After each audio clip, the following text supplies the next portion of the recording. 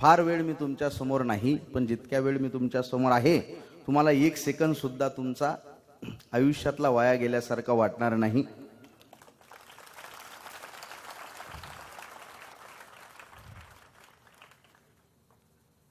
वा वा वा वा, तुम्हाला शोधत होतो मी महाराष्ट्रभर. आज पहिल्यांदा इथं सापडले तुम्ही सगळेजण. अशी एका ठिकाणी सगळे युवक युवती मला पाहिजेच होते, ते बरंच झालं आज सापडले सगळेच्या सगळे. जगदवंदनीय जगद्गुरु संत तुकाराम महाराज, जे का रंजले गांजले त्याशी म्हणे जो आपले तोची साधू ओळखावा देव तेथेची जाणावा, हे सांगत खऱ्या अर्थानं संतांची आणि साधूची व्याख्या ज्या तुकोबांनी सांगितली, समाजाला अंधश्रद्धेतनं कर्मकांडातनं बाहेर काढलं, ते जगद्गुरु तुकोबाराय. या अख्ख्या जगाला शांततेचा संदेश देणारे तथागत गौतम बुद्ध, ज्यांनी सांगितलं माणूस कुठं जन्माला आला, कुठल्या कुळात कुठल्या घरात जन्माला आला यावरनं त्याचं श्रेष्ठत्व ठरत नाही, तर त्याच्या कर्मावरून त्याचं श्रेष्ठत्व ठरते, हे सांगणारे आणि अख्ख्या जगाला ज्यांनी शांततेचा संदेश दिला ते तथागत गौतम बुद्ध. सत्यशोधक समाजाचे संस्थापक महात्मा ज्योतिबा फुले, सर्वव्यापी जगतपती, त्याची नकोची मध्यस्थी, हे सांगत समाजातनं कर्मकांड नष्ट करणारे. आणि खऱ्या अर्थानं या मुली एवढ्या मोठ्या संख्येनं इथं बसलेल्या आहेत, फार मोठमोठ्या पदावर गेलेल्या आहेत. यासाठी आद्य क्रांतिकारक क्रांतिज्योती सावित्रीबाई फुले यांचे फार मोठे कष्ट आहेत. त्या सावित्रीबाई फुले, मी ज्या भागातनं तुमच्या समोर आलेलो आहे, जवळजवळ 800 किलोमीटरचा प्रवास करून मी तुमच्या समोर आलेलो आहे. आमच्या भागातले वंदनीय राष्ट्रसंत श्री तुकडोजी महाराज, मंदिर में भी है खुदा मस्जिद में भी राम है, मंदिर में भी है खुदा मस्जिद में भी राम है, दोनों नहीं है पत्थरों में सिर्फ उनका नाम है, हे सांगत समाजात समानता प्रस्थापित करणारे राष्ट्रसंत श्री तुकडोजी महाराज, आमच्याच भागातले आयुष्यभर ज्यांनी लोकांनी केलेली घाण साफ केली आणि संध्याकाळी कीर्तनातनं लोकांची डोकी झाडली, ते दगडांचे टाळ करून लोकांच्या डोक्यात जाळ करणारे एकमेव संत म्हणजे गाडगे बाबा.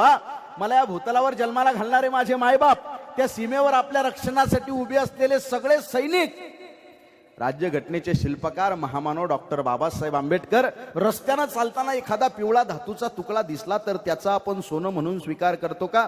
कधीच करत नाही. त्याला आपण अग्नीच्या स्वाधीन करतो. जे वितळून जाईल ते फेकून देतो, जे उजळून निघेल त्याचं सोनं म्हणून स्वीकार करतो. मग आमच्या तत्वांबद्दल आम्ही एवढे गाफील का? आमच्या तत्वांना सुद्धा आम्ही ज्ञानाच्या अग्नीत झोकून दिलं पाहिजे. जे उजळून निघेल त्याचं सोनं म्हणून स्वीकार केला पाहिजे, हे सांगणारे राज्यघटनेचे शिल्पकार महामानव डॉक्टर बाबासाहेब आंबेडकर. शिकागोच्या धर्म परिषदेमध्ये आपली भारतीय संस्कृती मांडणारे युवकांचे प्रेरणास्त्रोत आणि ज्यांची खऱ्या अर्थानं जयंती सुद्धा आहे ते स्वामी विवेकानंद. आऊसाहेब जिजाऊ, ज्यांनी या महाराष्ट्राला, या देशाला 2 छत्रपती दिले. खऱ्या अर्थानं ही सगळी संतांची आणि समाज सुधारकांची परंपरा आपल्या महाराष्ट्राला, आपल्या देशाला लाभलेली आहे. हा चंद्र सूर्य या काळ्या मातीला ज्यांचा सार्थ अभिमान वाटत राहील ते छत्रपती शिवराय. कसं जगावं हे शिकवणारे छत्रपती आणि कसं मरावं हे शिकवणारे संभाजीराजे भोसले. या सगळ्यांना सर्वप्रथम मी वंदन करतो. सन्माननीय विचारपीठ, या विचारपीठावर माझ्या डावीकडे उजवीकडे बसलेले सगळे, माझ्यापेक्षा वयानं आणि ज्ञानानं ज्येष्ठ आणि श्रेष्ठ असणारे सगळे अभ्यासू लोक आणि प्रत्येक बोलणाऱ्याचा आत्मा मानल्या जाणारे आणि ही ज्ञानगंगा समाजाच्या कानाकोपऱ्यात पोहोचवणारे तुम्ही सगळे भगीरथ रूपी शिवभक्त श्रोतेगण, तुम्हाला सुद्धा मी अनंत राऊत विदर्भातनं मानाचा मुजरा करतो. फार वेळ मी तुमच्या समोर नाही, पण जेवढ्या वेळ मी तुमच्या समोर आहे, मगाशीच सांगितलं, तुम्ही सगळेजण तुमचे मोबाईल तसे खिशात असतील, नसतील खिशात तर खिशात ठेवा, त्यांचा जीव घ्या, त्यांना सायलेंट करा. फार वेळ मी तुमच्या समोर नाही आणि जवळजवळ 800 किलोमीटरचा प्रवास करून मी तुमच्या समोर आलेलो आहे. त्यामुळं माझी काही तुम्ही हाय हाय घेऊ नका. माझ्या कार्यक्रमाला तुम्ही शांत बसणं गरजेचं आहे, परंतु तुमच्या टाळ्या बघितल्यानं माझ्या लक्षात आलं की आपल्या कार्यक्रमात जसा माप पाहिजे होता, आता तो तसाच माप आपल्याला भेटलेला आहे. हे असं मी प्रत्येक ठिकाणी म्हणत असतो, त्यानं मला टाळ्या भेटत असतात. त्यामुळे असं काही नाही की बा ते काही, बऱ्याच ठिकाणी बरेचसे श्रोते भेटत असतात. पण खरंच सांगतो तुम्हाला, मला फार आनंद झाला सर. हे असे रसिक वर्ग दिसले की मला असं वाटते बा माझी सगळी इस्टेट तुमच्या नावावर करून टाका. पण मार 15 लाखाचं कर्ज आहे, तरी कोणाला पाहिजे असेल इस्टेट तर तुम्ही माझ्या घरी या, मला कॉल करा. पण खरं सांगतो, तुम्ही सगळे क्रांतिकारक आहात, जोरदार. आणि तुमच्याही पेक्षा जास्त क्रांतिकारक उजव्या आणि डाव्या साईडची ही लोक आहेत. यांच्यासाठी जोरदार एकदा टाळा वाजवा. मी यांना क्रांतिकारक आणि तुम्हाला सुद्धा क्रांतिकारक का म्हटलो, त्याला सगळ्यात महत्वाचं एक कारण आहे. क्रांत्या असतात मोठमोठ्या, आधीच्या काळातल्या क्रांत्या वेगळ्या होत्या. आजच्या काळात मला असं वाटतं 3 प्रमुख क्रांत्या आहेत. पहिली म्हणजे आपलं पोरग जर मोबाईलवर व्हॉट्सअप इंस्टाग्रामवर ऍक्टिव्ह असेल, त्याच्या हातचा मोबाईल हिसकून घेणे आणि त्याला एखादं पुस्तक देणे, हे आजच्या समाजातली सगळ्यात पहिली क्रांती आहे. दुसरी क्रांती ऐका टाळ्या वाजवायच्या आधी, दुसरी क्रांती लय महत्वाची आहे. एखाद्या कवीला तुम्ही 4थ्या सत्राला निमंत्रित करणे. एवढं थकलेलं असताना सुद्धा एक कवी कविता सादर करणार आहे हे माहीत असून सुद्धा एवढ्या मोठ्या संख्येनं उपस्थित राहणे, हे दुसरी क्रांती आहे. आणि हे जे शेजारचे लोक आहेत डाव्या उजव्या साईडचे, हे का सगळ्यात मोठे क्रांतिकारक आहेत? त्यांचे जवळजवळ सगळ्यांचे लग्न झालेले आहेत. लग्न झाल्यावर एकाच आतंकवाद्यासोबत अख्खी जिंदगी काढणं, हे तिसरी क्रांती आहे. जोरदार टाळा वाजवा सगळ्या क्रांतिकारकांसाठी. वा वा वा, क्या बात आहे. कुठल्याच कार्यक्रमाची सुरुवात मी एका नावाशिवाय करत नाही, करू शकत नाही. मी नाही, या महाराष्ट्रात कुठल्याच ठिकाणी ज्या नावाशिवाय कुठल्याच कार्यक्रमाची सुरुवात होऊ शकत नाही, ते नाव म्हणजे छत्रपती शिवाजी महाराज.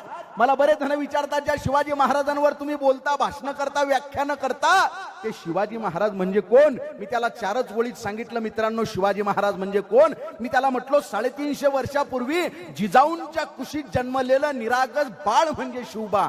गनिम, इंग्रज, फ्रेंच यांसारख्या अत्याचार्यांचा काळ म्हणजे शिवबा. एकीकडे संयमाचा घाट म्हणजे शिवबा, सळसळत्या रक्ताची लाट म्हणजे शिवबा. राजनीती, युद्धनीती, गनिमी गावा यांसारख्या कूटशास्त्रांचा कळस म्हणजे शिवबा. सामाजिकता, धार्मिकता, नैतिकता अशा विचारांची पवित्र तुळस म्हणजे शिवबा. सर्वधर्म सहिष्णुतेचा अभिमान म्हणजे शिवबा. सर्वधर्म सहिष्णुतेचा अभिमान म्हणजे शिवबा. रयतेसाठी जीवाचं रान म्हणजे शिवबा. कर्दनकाळी मराठ्यांना आलेली जाग म्हणजे शिवबा. त्या अफजल खानाची शिकार करणारा वाघ म्हणजे शिवबा. अख्ख्या जगावर आदर्श राजाची छाप म्हणजे शिवबा. झोपलेल्या शंड जनतेला झणझणीत चपराक म्हणजे शिवबा.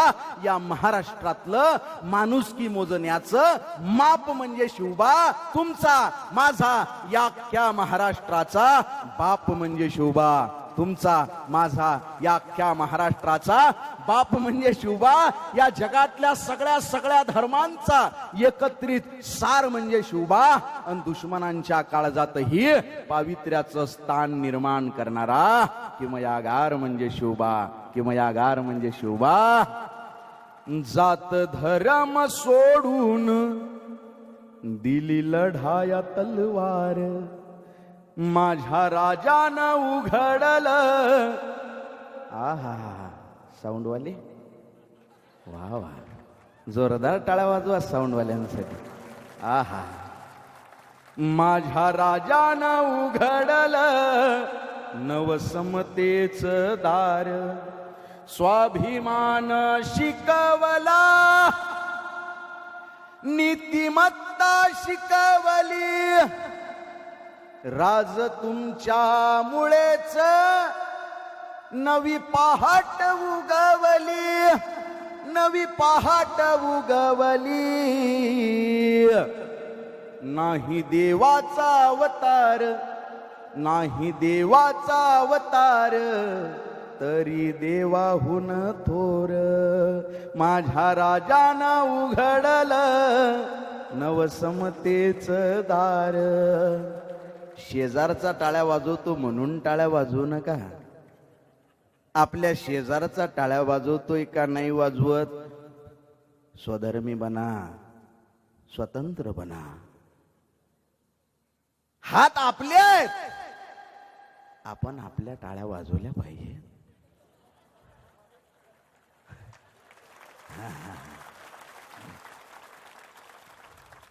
तुमच्या समोर फार चांगला कवी आहे असं नाही,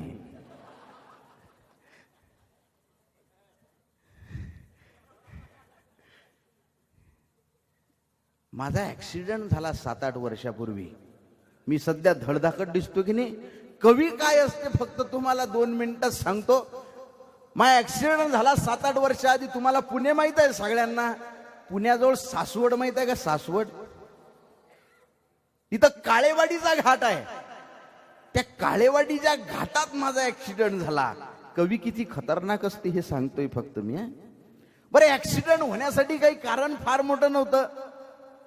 एक फक्त रस्त्याचं बांधकाम चालू होतं. सगळे वाहनं वळून जात होती. हे महत्वाचं आहे बरं.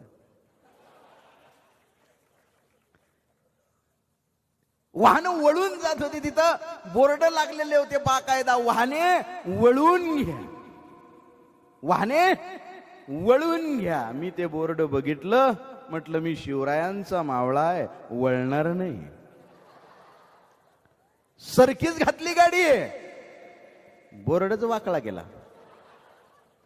आपला नाद करायचा, मी बी वाकळा झालो. जाग आली तेव्हा डायरेक्ट आयसीयू मध्ये. ते कॅमेरे बिमेरे, डॉक्टर, जाग आली पण डोळे उघडत नव्हते माझे.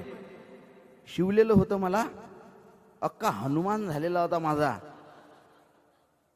पण डोळ्याजवळ बरोबर शिवणकाम चालू होतं. मला जाग आली, मला वाटलं आपला डोळा गेला. पहिला प्रश्न जाग आल्यानंतर मी डॉक्टरला म्हटलं, डॉक्टर साहेब डोळा गेला का? थांबा म्हणे, जाग आली म्हणे. थांबा, गडबड करू नका, गेला नाही, तोच वाचवायचा चाललाय. म्हटलं वाचवा साहेब त्याला. म्हटला का? अहो म्हटलं बऱ्याचशा वेदना त्यानं बघितल्यात आणि समाजाच्या बऱ्याचशा वेदना त्याला बघायच्या. कवी आहे का म्हणे तुम्ही? कवी आहे का तुम्ही? कवी. म्हटलं हो. एक शब्द बोलू नका म्हणे. आता कवी म्हटलं की बळबळ करायची सवय असते. मी सुईच घालीन डोळ्यात. मी आपला शांत बसलो. म्हटलं डॉक्टरच्या नादी लागण्यात अर्थ नाही, त्याच्याकडे सुई आहे, काय शिवील सांगता येत नाही. मी आपला शांत बसलो, पण ते डॉक्टर काही शांत बसलं नाही. थोड्या वेळाने ते डॉक्टर मला म्हटलं, का हो तुम्ही कवी आहे? म्हटलं हो. तुमचं डोकं फुटलं? म्हटलं हो. मग काही 4-5 कविता पडल्या नाही म्हणे टेबलावर? आता आयसीयू मध्ये कवीच्या नादी लागावं का डॉक्टरनं? 4-5 कविता पडल्या नाही म्हणे टेबलावर. म्हटलं साहेब आपल्या कविता डोक्यातून पडू शकत नाहीत. म्हणे का? म्हटलं आपल्या कवितांचा उगम डोक्यात होतच नाही. आपल्या कविता काळजातच जन्म घेतात, काळजातच राहतात आणि थेट समोरच्या काळजातच पोचतात. ज्यानं मला ऍडमिट केलं तर त्याच्याकडे या डॉक्टरांनी एकदा बघितलं. म्हणे कोणाला आणलं हे? तुम्ही शिवा म्हणे, उद्या कळलं तुम्ही कोणतं पोतं शिवलं. बरं, डॉक्टर शांत बसला नाही. शेवटचा मुद्दा, तो डॉक्टर थोड्या वेळानं मला म्हटला, का हो तुमचं डोकं फुटलं म्हणे, 4-5 कविता पडल्या नाही, त्याच्यावर तुम्ही विनोद मारला म्हणे. मी तुम्हाला 8 टाके मारले म्हणे डोक्याला, तुमचं डोकं शिवलंय म्हणे. काही वेदना तुम्हाला होतात का नाही?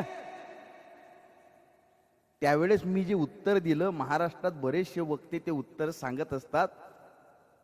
काय म्हटले डॉक्टर? तुम्हाला म्हणे 8 टाके मारले म्हणे, तुमचं मस्तक शिवलं, काही वेदना होतात का नाही? म्हटलं साहेब वेदना होत कशा नाहीत हो? या समाजाच्या प्रत्येक वेदनेची एक खिडकी कवीच्या काळजात उघडत असते आणि त्यातूनच आरपार डोकावून बघतो तो आणि भाष्य करतो त्याच्यावर. साहेब तुम्ही 8 टाके मारून 1 मस्तक शिवलं, आम्ही 8 ओळीची कविता लिहून 100 मस्तक शिवण्याचं काम करतो. कवितेमधून तुम्हाला काळीज वाटतो मी, वरचा समाज शिवतो, आतून फाटतो मी. वरचा समाज शिवतो, आतून फाटतो मी. मृत्यू मला तुझेही भय राहिले न आता, झिजतो तसा जगाच्या हृदयात साठतो मी, वरचा समाज शिवतो, आतून फाटतो मी, आतून फाटतो मी.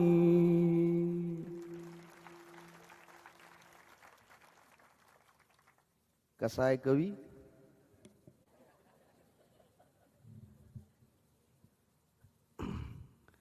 मला आज एवढा आनंद झालाय, खरं सांगतो. महाराष्ट्रभर बरेच कार्यक्रम केले, पण मी अकोल्याचा आहे बरं का.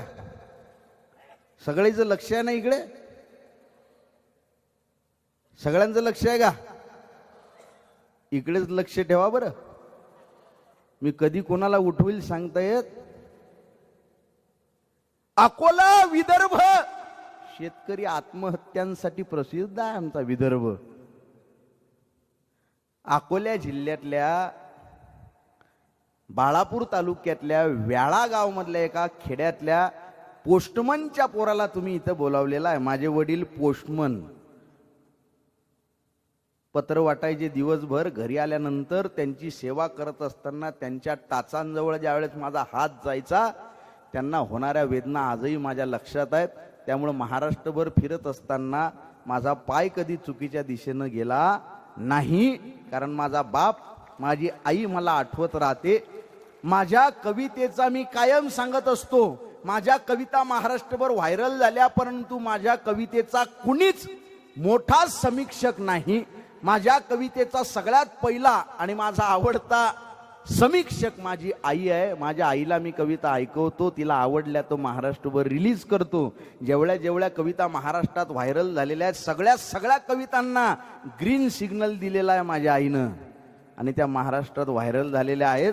आई वडिलांच्या पलीकडे माझ्यासाठी कुठला देव नाही, हे माझे वैयक्तिक विचार आहेत. पण मंदिर, मस्जिद, चर्च, गुरुद्वारा, विहार इथं कुठंच मला देव सापडला नाही. बचपन से जिस खुदा को ढूंढता रहा, आखिर वो मिला क्यों नहीं, ये सवाल आज तक खटक रहा है. बचपन से जिस खुदा को ढूंढता रहा, आखिर वो मिला क्यों नहीं, ये सवाल आज तक खटक रहा है. एक दिन उसी मंदिर से आवाज आई, अबे माँ तो तेरी घर पर है, तू यहाँ कहाँ भटक रहा है. माँ तो तेरी घर पर है, तू यहाँ कहाँ भटक रहा है. आई वडिलांच्या पलीकडे आपला कुठला देव नाही. जिवंत 32 कॅरेट सोन्यापेक्षा आपल्यावर शुद्ध प्रेम करणारे आपले आई वडील, याच्या पलीकडे कोणी नाही. माझ्या वडिलांनी मला कायम सांगितलं की गळा अनंता, तू आता व्याख्यानं देतं म्हणे, कीर्तनाच्या स्टेजवर सुद्धा व्याख्यानं देण्यासाठी जातं, मी तुला काय गायडन्स करू. मी फक्त तुला 2च गोष्टी सांगेल म्हणे. पहिली गोष्ट म्हणजे 2 नंबरचा पैसा कधी कमवू नको, आणि कुणाचं मन दुखील असं कधी जिंदगीत वागू नको. याच्या पलीकडे कोणता धर्म नाही, हे माझ्या वडिलांनी सांगितलं. आणि माझी आई म्हटली की बाळा, जे करायचंय ते तुला करायला लागणार आहे, तुझ्या मनगटावर करायला लागणार आहे. आकाशातले हे जे 9 चंद्र तारे ग्रह आहेत की नाही, याच्यावर तुला डिपेंड राहून चालणार नाही. एका खेड्यातल्या पोरानं, तुम्ही सगळेजण, मला असं वाटतं जेवढे मला माझ्या समोर दिसतात, तुम्ही सगळेजण माझ्यासारखेच आहात. मी सुद्धा खेड्यातल्या एका शेतकरी कुटुंबातला माणूस आहे, त्यामुळे तुम्हाला सगळ्यांना माझी भावना कळेल. मी याच्या आधी सुद्धा कधीच प्रसिद्धीसाठी कुणापुढं हात पसरले नाही. तुम्ही सुद्धा तुमच्या आयुष्यामध्ये स्वतःच्या कर्तृत्वावर, तुम्ही ऐकलं असेल ना, झाडावर फांदीवर एक पक्षी बसतो, त्याला भीती नसते ते फांदी तुटण्याची. का? कारण ते फांदी तुटेल न तुटेल याच्याशी त्याला घेणं देणं नसतं, त्याला त्याच्या पंखांवर विश्वास असतो. जेव्हा आपण आपले पंख उघडू त्यावेळेस आकाशात आपण भरारी घेऊ शकतो. आणि प्रत्येक आपल्यासारख्या विद्यार्थ्यांचं हेच मत असलं पाहिजे. हे नशीब बिशीब सगळा कचरा विषय आहे. या जगामध्ये नशीब आहे का नाही याबद्दल जरी साशंकता असली, काही लोक बंगल्यात जन्माला येतात, बंगल्यातच राहतात, बंगल्यातच आयुष्य घालवतात. एखादा पोरगा झोपडपट्टीत जन्माला येतो, झोपडपट्टीत राहतो बिचारा, त्याच संकटांमध्ये जातो. वाटतं आपल्याला कुठंतरी नशीब नावाची गोष्ट अस्तित्वात असेल, पण मला असं वाटतं आपण किती विश्वास ठेवायचा. माझ्या आईनं मला सांगितलं, आपण 0% नशिबावर विश्वास ठेवायचा. बचपन से जिस खुदा को ढूंढता रहा, ज्या माझ्या आईवडिलांकडनं मी देवाच्या सगळ्या कल्पना शिकलो ना, त्याच आईवडिलांनी मला नशिबाची संकल्पना शिकवली. माझ्या आईनं वावरात काम करत असताना मला शिकवलं की नशीब नावाची काय गोष्ट असते. माझी नशीब नावाची कविता मी तुमच्या समोर ठेवणार आहे. ते ठेवणं गरजेचं आहे. का गरजेचं आहे? कारण आपल्यासारख्या तरुणांना सगळ्यात जास्त भेडसावत असलेला प्रश्न म्हणजे नशीब. त्याचं नशीब आहे, मी फार कष्ट करतो तरी माझ्यासोबत नशीब नसतं. नशिबाशी माझं भांडण झालंय. खेड्यातल्या एका पोरानं नशिबासोबत भांडण केलं. एक दिन बोला मुझसे मेरा नसीबा, मेरे बगैर तू हिल भी नहीं सकता. जो ठान लिया मैंने आज वो किसी भी कीमत पर टल नहीं सकता. तो हम भी अकड़ के लफ्ज बया करने लगे, इजहार करते हम आपकी ताकत का. जानते हैं जो बिछड़ा नसीब से बिना नसीबा मिल नहीं सकता. पर इतना भी घमंड मत कर मेरे रहनुमा, क्या हुआ जो मेरी डोर है तेरे हाथों में. अरे कयामत जानती है कि मेरे बगैर तू भी एक कदम चल नहीं सकता. लक्ष आहे तुमचं. नशीब आपल्याशिवाय काहीच करू शकत नाही. हे ऐकल्यानंतर नशीब शांत बसलं नाही. त्यानं मोठमोठे उदाहरणं माझ्या समोर आणले. विजय माल्याचं पोरग काय आहे त्याच्याकडं? मी आहे, नशीब आहे. बरोबर आहे का? अंबानी काय आहे त्यांच्याकडं? नशीब आहे. त्यांचा स्ट्रगल आहे. मुकेश अंबानी, अनिल अंबानी, त्यांच्या लेकरांचं काय, त्यांच्या येणाऱ्या पिढींचं काय. माझ्या पुढे बरेचशी उदाहरणं त्यांनी दिले. झुंझला के बोला फिर से मेरा नसीबा, तू कितना भी लढले जिंदगी से यही घूमता रह जाएगा. हे माझं जे उत्तर एका खेड्यातल्या पोरानं त्या नशिबाला दिलं ना, ते उत्तर ऐकल्यानंतर परत नशीब माझ्याकडे आलं नाही. आहे का नाही हे परिस्थिती? या जगातल्या टॉपच्या 50 लोकांकडे जेवढी प्रॉपर्टी आहे तेवढी अख्ख्या जगात प्रॉपर्टी आहे. आपल्या देशाचंही तेच आहे. फार मोठी दरी आहे बरं का हे. पण असू द्या, तो पैसा पैशाच्या ठिकाणी, आपलं कर्तृत्व कर्तृत्वाच्या ठिकाणी. नशीब माझ्याकडे परत आलं. नीता अंबानींचा मोबाईल 1300 कोटीचा आहे असं मला एका मित्रानं सांगितलं. शेतकरी आत्महत्या थांबवण्याचं पॅकेज आहे महाराष्ट्र सरकारचं 1300 कोटीचं. खतरनाक आहे की नाही? तरी पण उत्तर बघा, तुमच्या काळजातनं सुद्धा तेच उत्तर असलं पाहिजे. झुंझला के बोला फिर से मेरा नसीबा, अबे तू कितना भी लड़ ले जिंदगी से यही घूमता रह जाएगा. और वो नसीब का मालिक बिना कुछ किए ही सोने की सेज पे बैठ जाएगा. तो हम भी मुस्कुरा कर बोले चलो मान गया, आपने लिख दिया आपकी बात हमारे दिमाग की पेज पर. जाने कितने गधों को उठा के रख दिया आपने कुबेर की सेज पर. लेकिन 1000 कठिनाइयों से उबार सके खुद को, ये जज्बा उनके पास कहाँ है. 1000 कठिनाइयों से उबार सके खुद को, ये जज्बा उनके पास कहाँ है. और माना कि उनका वर्तमान पड़ा है कुबेर के भंडार में, पर किसी छोटे बच्चे को सुनाया जाए ऐसा उनके पास इतिहास कहाँ है. इतिहास कहाँ है? हा इतिहास लुंग्या सुंग्यांचा ऐरा गैरांचा होत नसतो. इतिहास हा संकटांच्या छाताडावर पाय ठेवून उभं राहणाऱ्यांचा होत असतो.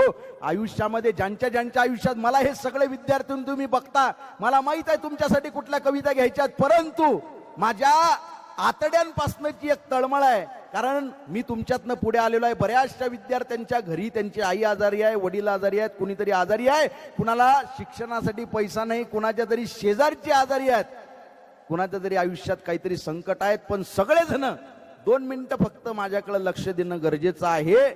आयुष्यात जोपर्यंत कोंडमार नाही, जोपर्यंत संकट नाहीत, तोपर्यंत आयुष्याला अर्थ नाही. रोज थोडा या जीवाचा कोंडमारा पाहिजे, जिंदगीचा अर्थ थोडा झोंबणारा पाहिजे.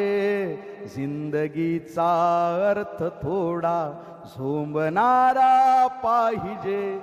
सांगण्यासाठी कुणाला मी असा जगलो कधी, सांगण्यासाठी कुणाला मी असा जगलो कधी. काळजावर यातनांचा, काळजावर यातनांचा ही पसारा पाहिजे. जिंदगीचा अर्थ थोडा झोंबणारा पाहिजे. धर्म आणि ग्रंथ आता बस करा रे चाळणे, धर्म आणि ग्रंथ आता बस करा रे चाळणे, माणसांच्या आसवांना, माणसांच्या आसवांना वाचणारा पाहिजे, जिंदगीचा अर्थ थोडा झोंबणारा पाहिजे, आत ही रचले विधात्या केवळ हे आभाळ हे, आत ही रचले विधात्या केवळ हे आभाळ हे, बसमनाच्या तारकांना, बसमनाच्या तारकांना शोधणारा पाहिजे,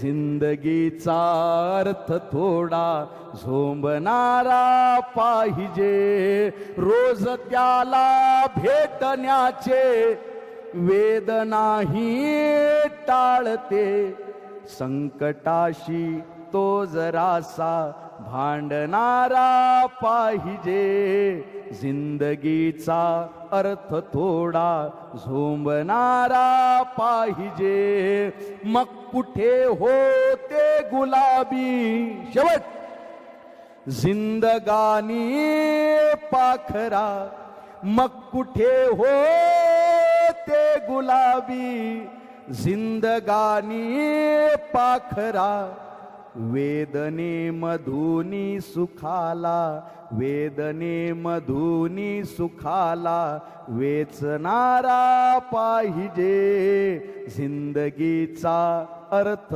थोडा झोंबणारा पाहिजे, रोज थोडा या जीवाचा कोंड मारा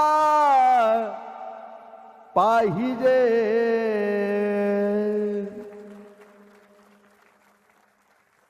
वा वा, समाजाप्रती कळवळा असणाऱ्या कवीला तुम्ही एवढ्या टाळ्या दिल्या, मला फार आनंद झाला. मी समाजशील माणूस आहे, राजकीय माणूस नाही. महाराष्ट्रात एवढे कार्यक्रम केले, पण एवढा शांतपणे मला ऐकणारा युवक आणि युवतींचा श्रोता वर्ग पहिल्यांदा मला भेटतोय. असं नाही, खूप ठिकाणी खूप लोक बघितले.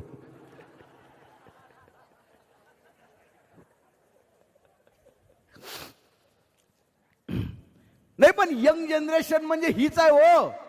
विवेकानंद म्हणतात, मला 10 युवक द्या, बुद्धीनं पेटलेले नव्या रक्ताचे, नव्या जगताचे, युग परिवर्तन करण्यासाठी इतका विश्वास तरुणांवर आहे बरं का विवेकानंदांना. फक्त तरुणांनी तरुणांसारखं राहिलं पाहिजे. राष्ट्रसंत तुकडोजी महाराज म्हणतात, अग्नी भडकला युद्धाचा, अग्नी भडकला युद्धाचा, तू आळशी होऊन बसे, अबे तरुण असोनी रक्त न उसळे, नौजवान तुझ म्हणा कसे, तरुण असोनी रक्त न उसळे, नौजवान तुझ म्हण. आरतीच चालू केली तुम्ही. जिकडे तिकडे आरती करू नका हो. यानंच धर्माले कलंक लागून राहिला. आज दगड काढला की त्याच्या खाली एक साधू सापडते तुम्हाला, चमत्कारी. खतरनाक परिस्थिती. त्यांना धर्म वाढतो का? धर्माले कलंक लावणारे लोक असतात हे चमत्कारी. बेलाचं पान घ्या, त्याला सहज लावा आणि महादेवाच्या पिंडीला चिटकून द्या. तुमच्या पोरानं 12वीत अभ्यास करेल नसला वर्षभर, तरी तुमचं पोरग पास होईल. तुम्हाला मान्य आहे का ही गोष्ट तरुणांनो? मलाही मान्य नाही. का मान्य नाही? जगद्गुरु तुकोबारायांना बी मान्य नव्हती. एका बीजा केला नास, मग भोगिले कणीस. शेतकरी आहे ना तुम्ही, एक कणीस ज्वारीचं जर पाहिजे असेल तर एका दाण्याला मातीमध्ये स्वतःला नष्ट करून घ्यावं लागतं. फुकटात काही भेटत नाही हे सांगणारे तुकोबार आहेत, लक्षात घ्या.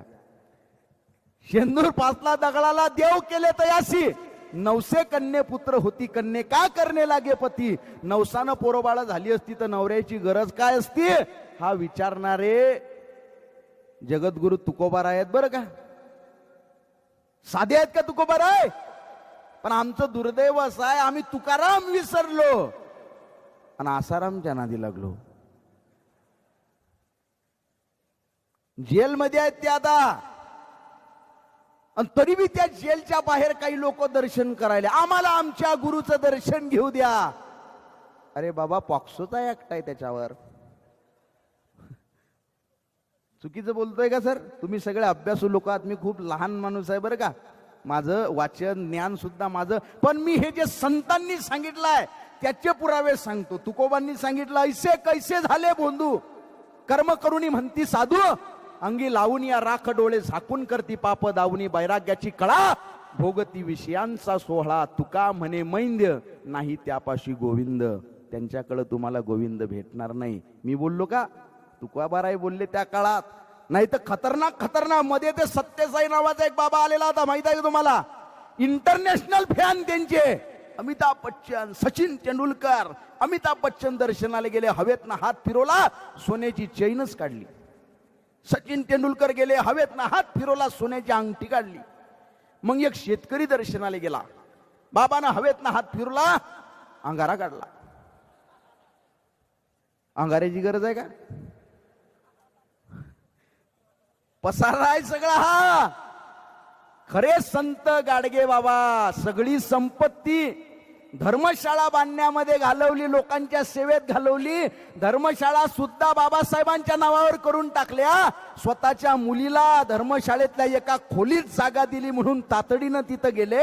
स्वतःच्या सख्ख्या मुलीला हात धरून घराच्या त्या धर्मशाळेच्या बाहेर काढलं आणि तिला सांगितलं, तुझ्या बापाची लायकी झाडाखाली झोपण्याची आहे, या धर्मशाळेवर तुझा काडीचा अधिकार नाही. हे खरे वैराग्यमूर्ती गाडगे बाबा म्हणजे संत आहेत. हे संत आपल्याला कळले पाहिजेत. मध्यरात्री रस्त्यावरती व्यक्ती दिसला मोठा, अंगावरती धोतर त्याच्या डोक्यावरती फेटा. मध्यरात्री रस्त्यावरती व्यक्ती दिसला मोठा, अंगावरती धोतर त्यांच्या डोक्यावरती फेटा. निरखून पाहिले जेव्हा उमजले मानवतेचे नाते, अभंगातून पाहिलेले ते तुकाराम होते. अभंगातून पाहिलेले ते तुकाराम होते. अश्रूंनी मातीवरती साधू साधू गोंदत होते. नवसा पायी छाटलेली मुंडकी शोधत होते. जगण्यास शिकवले ज्यांनी त्यांना दुःख कशाचे झाले. नम्र प्रश्न मी केला महाराज, डोळे का होले. संत म्हणाले, बाळा बरीच प्रगती झाली, विठ्ठल एसी मध्ये बसतो. बरीच प्रगती झाली, विठ्ठल एसी मध्ये बसतो, मनामध्ये नसतो. हल्ली देव आश्रमांमध्ये दिसतो. रामपाल आसाराम भोंदूंचा जमाना आला. दगडांमध्ये शोधणाऱ्यांनी देवच पोरका केला. दगडांमध्ये शोधणाऱ्यांनी देवच पोरका केला. हा देव स्वतःच्या काळजात आणि या समाजाच्या या मातीमध्ये पेरणं गरजेचं आहे. ती जबाबदारी आपल्या सगळ्या तरुणांची आहे. त्यामुळे तरुणांनी सगळ्यांनी जागृत होणं गरजेचं आहे. राजकीय माणसाच्या मागे फिरू नका, कारण हे राजकीय लोक कुणाचेच नाहीत. महाराष्ट्राचं राजकारण माहित आहे तुम्हाला. टीव्या बघा,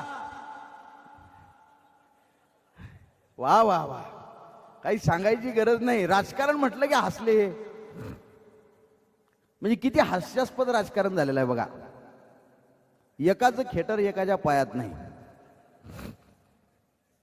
कोणी कोणीही पक्षात जाते, कोणी कोणत्या पक्षातून इकडे येते. आता तर निकाल बी आला. माझा कोणता पक्ष नाही बरं का. मुळात मला राजकारणाबद्दल कळतच नाही. माझा आडनावच राऊत आहे फक्त.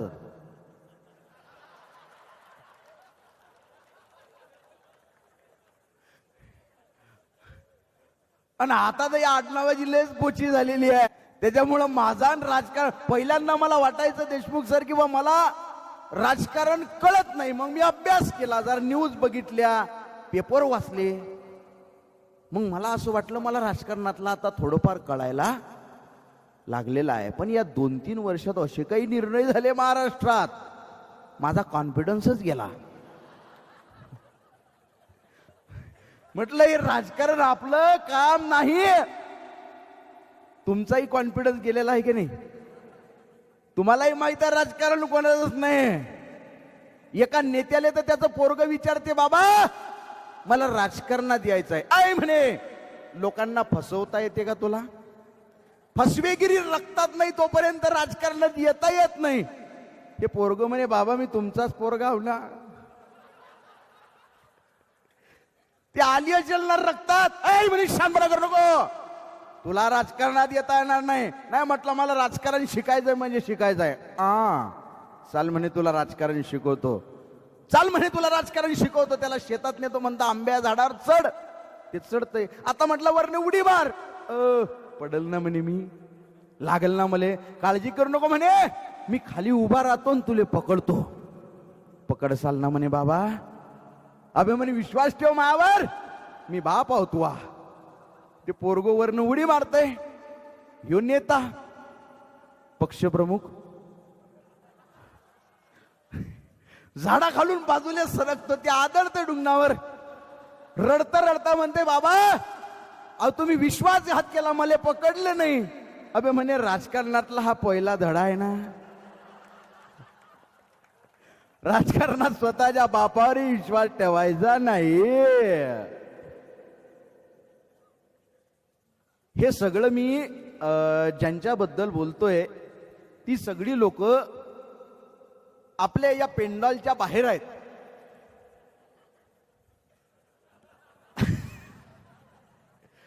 आपल्या या पेंडॉलमध्ये जर काही राजकीय लोक असतील तर ते सगळे समाजकारणी आहेत असं आपण गृहीत धरू. मला घरी जायचं आहे, इथून लक्षात ठेवा.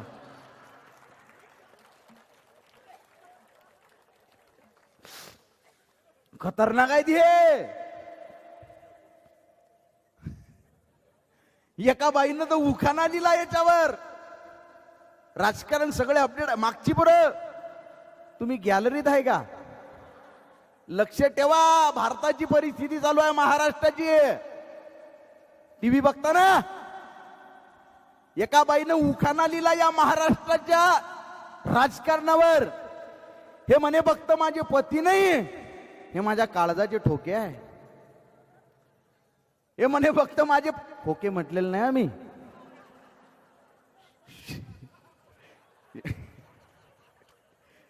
वा वा वा वा, असा रसिक वर्ग लगा वा.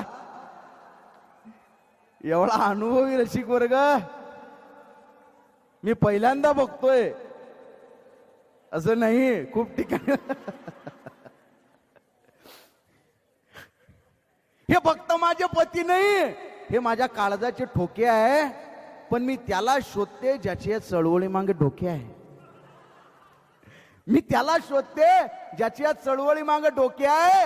आणि साहेबांचं नाव घेते, काय झाडी काय डोंगर, बाकी सगळं ओके आहे.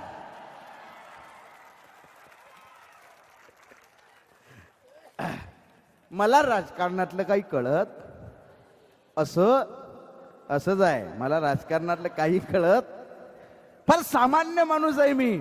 आणि जसे जसे हे निर्णय होत चाललेले आहेत माझा कॉन्फिडन्स अजून कमी होत चाललेला आहे. म्हणून मग मला कविता सुचवायला लागलेल्या आहेत. या पृथ्वी तलावर आदिमानवाला लागलेला अत्यंत महत्वाचा शोध कुठला होता? अग्नीचा शोध. अन्न शिजवण्यासाठी आणि शिजवून ते खाण्यासाठी दगडाला दगड घासला की ठिणग्या पडतात, आग लागते, वनवा पेटतो, जंगलच्या जंगल बेचिराख होतात. पण आज आमच्या समाजात या राजकारण्यांना आणि धर्मपंडितांना लागलेला अत्यंत महत्वाचा शोध म्हणजे धर्मांधतेचा शोध आहे, जातीयतेचा शोध आहे. धर्माला धर्म घासला, जातीला जात घासली की ठिणग्या पडतात, आग लागते, वनवा पेटतो, मानवता जळून खाक होते. या मानवतेच्या पेटलेल्या अग्नीवर पाहिजे तशी त्याची पोळी भाजून घेण्यास तो राजकारणी मोकळा होतो. मग अलीकडे टोपी, पलीकडे टिळा, अलीकडे भगवा, पलीकडे निळा, यांच्या मध्ये दाबला जातो माणुसकीचा गळा. हा माणुसकीचा गळा दाबला जाऊ नये म्हणून तिरंगा आपण या मातीमध्ये पेरणं गरजेचं आहे. तुमच्या सगळ्यांकडनं माझी ती फार मोठी अपेक्षा आहे. माझी नाही हो, मी फार लहान माणूस आहे. भगतसिंग, राजगुरू, सुखदेव यांसारख्या क्रांतिकारकांची आपल्याकडनं ती अपेक्षा आहे. भगतसिंगांना आपण वाचलं पाहिजे. राजगुरू सुखदेव यांचे तत्व आणि त्यांची निष्ठा आपण खऱ्या अर्थानं बघितली पाहिजे, तर आपल्याला खऱ्या अर्थानं भारत कळेल. मी एक छोटीशी कविता लिहिली होती या सगळ्या गोष्टींवर, भोंगा नावाची. भोंग्या जवान माहिती आहे का तुम्हाला? आता तुमच्या काळजातनं भगतसिंग जागृत असणं गरजेचं आहे बरं का. भगतसिंग म्हणजे काय? तुम्ही जेल डायरी वाचली का भगतसिंगांची? भगतसिंग जेलमध्ये असताना त्यांनी डायरी लिहून ठेवलेली आहे. आंधळे देशभक्त होते का भगतसिंग? त्या काळातली आर्थिक, सामाजिक, राजकीय परिस्थिती भगतसिंगांना माहीत होती. वेगवेगळ्या फिलॉसॉफरचं काय मत आहे, दरडोई उत्पन्न काय आहे, सगळ्या समस्या, सगळे सोल्युशन. भगतसिंगांचा फार मोठा अभ्यास होता. भगतसिंग ज्यावेळेस जेलमध्ये होते, त्यांचा वकील प्राणनाथ मेहता त्यांच्याकडे आला. त्यांनी लिहून ठेवलेला आहे, जसा वाघ चक्रा मारत असतो ना जेल याच्यामध्ये, पिंजऱ्यामध्ये, तसे भगतसिंग मला चक्रा मारताना दिसले. त्यांच्या चेहऱ्यावर भीतीचा लवलेश नव्हता. मी त्यांच्या समोर गेलो. पहिला प्रश्न मी भगतसिंगांना विचारला की तुम्ही कसे आहात? भगतसिंगांनी त्याचं उत्तर दिलं नाही. मला प्रश्न विचारला. मी सांगितलेलं पुस्तक आणलं का? पुस्तकाचं नाव होतं द रिव्हॉल्युशनरी लेनिन. काय नाव होतं? The revolutionary Lenin. पुस्तक जसं भगतसिंगांच्या हाती ठेवलं, भगतसिंगांनी वर बघितलं नाही, वाचायला सुरुवात केली. त्या प्राणनाथ मेहतांना आश्चर्य वाटलं की या माणसाला फाशी दिल्या जाणार आहे आणि हा माणूस एवढा निर्भीड आहे. त्यावेळेस प्राणनाथ मेहतांनी त्यांना विचारलं की तुम्ही देशातल्या तरुणांना काय सल्ला द्याल, काय उपदेश कराल? माझ्या मित्रांनो, भगतसिंगांनी आपल्याला केलेला उपदेश, भगतसिंग म्हटले मी दोनच उपदेश फक्त आपल्या सगळ्या तरुणांना करेल. पहिला म्हणजे साम्राज्यवाद मुर्दाबाद आणि इन्कलाब जिंदाबाद. हे भगतसिंग आहेत बरं का, मी आहे का? भगतसिंगांना विचारलं होतं तुम्हारे दिल में कभी शादी का ख्याल नहीं आता, लड़की का ख्याल नहीं आता? जेल डायरी मध्ये लिहिलंय त्यांनी, आजादी ही मेरी दुल्हन है. हे म्हणणाऱ्या भगतसिंगांचे शब्द होते, मेरे दिल में कभी वो ख्याल आता नहीं, मैं सोचता हूँ आजादी के बारे में, मैं लिखता हूँ आजादी के बारे में, मैं बोलता हूँ आजादी के बारे में, आजादी के सिवा मैं कुछ सोच नहीं सकता. मेरे जज्बातों से, मेरे ख्यालों से कुछ इस कदर वाकिफ है मेरी कलम भी, इश्क भी लिखना चाहूँ तो इनकलाब लिख देती है, इश्क भी लिखना चाहूँ. हे भगतसिंग आहेत. व्यसनाधीन पिढीला भगतसिंग, राजगुरू, सुखदेव सांगणं गरजेचं आहे. काही काही ठिकाणी तर कार्यक्रम झाल्यावर मलाच लोक विचारतात, साहेब तुमची बसायची व्यवस्था कुठं करायची? अबे म्हटलं मी त्यातला नाही आहे. नाही म्हणते, तुमचे डोळे बघून असं वाटते अट्टल पेणार आहे. डोळे वाटतात का माहित असे? हो नाही वाटतात, पण ती नशा वेगळी आहे. अरे त्याला म्हटलं बाबा आम्ही कबीर, तुकोबा, बाबासाहेब, शिवाजी महाराज सांगणारी लोक आहो. अरे म्हटलं मग हे नशा कशाची आहे? त्याला म्हटलं नशा वेगळी आहे. शराब पीने वालो, सिगरेट पीने वालो नशा करो, लेकिन नशा ऐसा करो कुछ देर तक टिक सके, यूं नहीं कि रात को पी सुबह को उतर जाएगी, मेरे वतन से दिल लगा के देख जिंदगी नशे में गुजर जाएगी. नशा कुठली पाहिजे? भोंग्याचा वाद माहिती आहे का सगळ्यांना? भोंगे हटाव.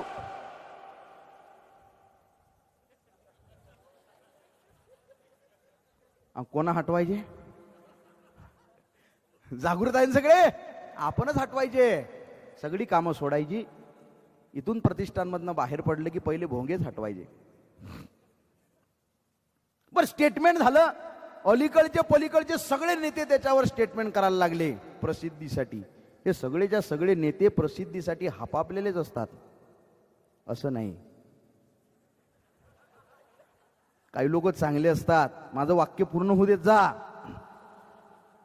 आमच्या गावात तर इलेक्शन चालू झालं की त्या गाडीवर भोंगे आणि त्या भोंग्यावर गाणं असते. गावात तुमच्या इलेक्शन होतात ना, माझ्या गावातलं सांगतोय तुम्हाला, सरपंच पदासाठी उभं असते हे झेंडूबाम. कुठल्या पदासाठी? सरपंचाच्या निवड. आणि याच्या गाडीवर भोंग्यात गाणं कुठलं? तुमच्या राजाला साथ द्या, तुमच्या राजाला साथ द्या. 90 मारणार आहे ह्यो. अरे झेंडूबाम, म्हणजे ह्यो राजा आणि आपण प्रजा नाही हो.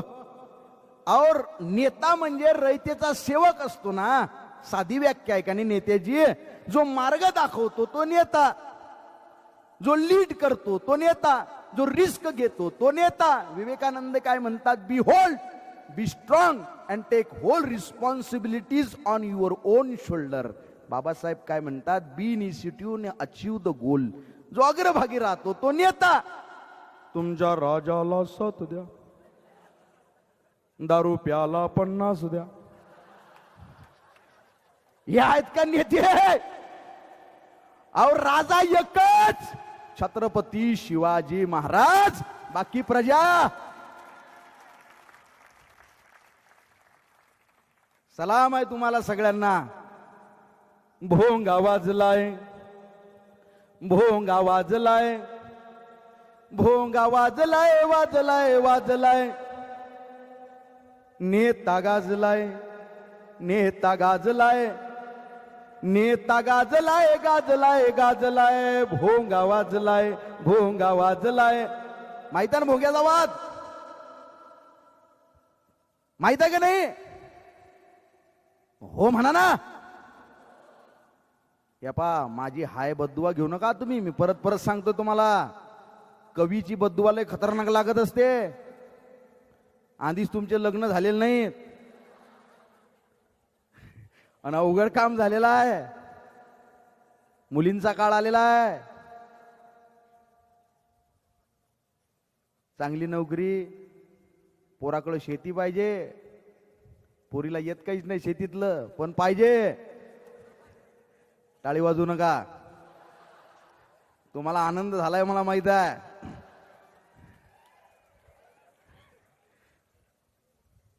पण एक महामित्र आहे रमेश, वयाच्या 26व्या वर्षी चांगले स्थळ त्याला आले, पण याचे नखरे एवढे सुंदर पाहिजे, देखणी पाहिजे, अशीच पाहिजे, तशीच पाहिजे. याच्या तोंडावर चिमणी हागत नाही. याचे स्वप्न असे, राहिला लग्नाचा, 38 वर्षाचा झाला तरी लग्न नाही. डोक्यावरचं छप्परही उडून गेलं. एसटी मध्ये निवांत बसतात मुली याच्या शेजारी. काय तर आपल्या बापाच्या वयाचा आहे वा.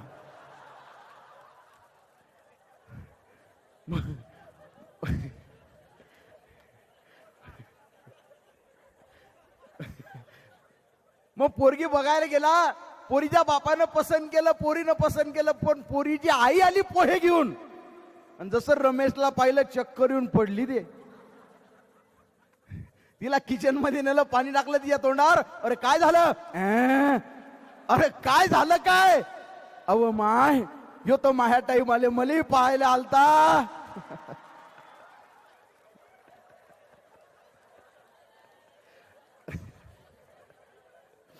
खतरनाक आहे. साधा आहे का? कोण्याही कारणानं लग्न तुटू शकते. माझ्या एका मित्राच्या फक्त जिभेला शेंडा नाही, शेंडा बोबळा बोलतो थोडासा, ते लागत असते. आधीच तुमचे लग्न झालेले नाहीत आणि अवघड काम झालेलं आहे. मुलींचा काळ आलेला आहे. चांगली नोकरी, पोराकडे शेती पाहिजे.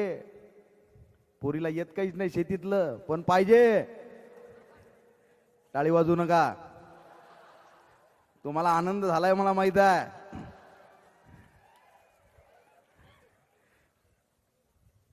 पण एक महामित्र आहे रमेश, वयाच्या 26व्या वर्षी चांगले स्थळ त्याला आले, पण याचे नखरे एवढे सुंदर पाहिजे, देखणी पाहिजे, अशीच पाहिजे, तशीच पाहिजे. याच्या तोंडावर चिमणी हागत नाही. याचे स्वप्न असे, राहिला लग्नाचा, 38 वर्षाचा झाला तरी लग्न नाही. डोक्यावरचं छप्परही उडून गेलं. एसटी मध्ये निवांत बसतात मुली याच्या शेजारी. काय तर आपल्या बापाच्या वयाचा आहे वा.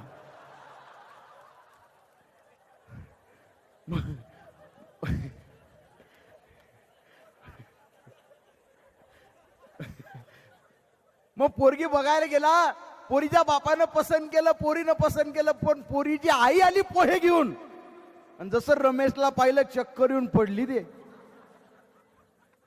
तिला किचन मध्ये नेलं, पाणी टाकलं तिच्या तोंडावर. अरे काय झालं? अरे काय झालं काय? अव माय, यो तो माझ्या टाईम आले, मले पाहायला आलता.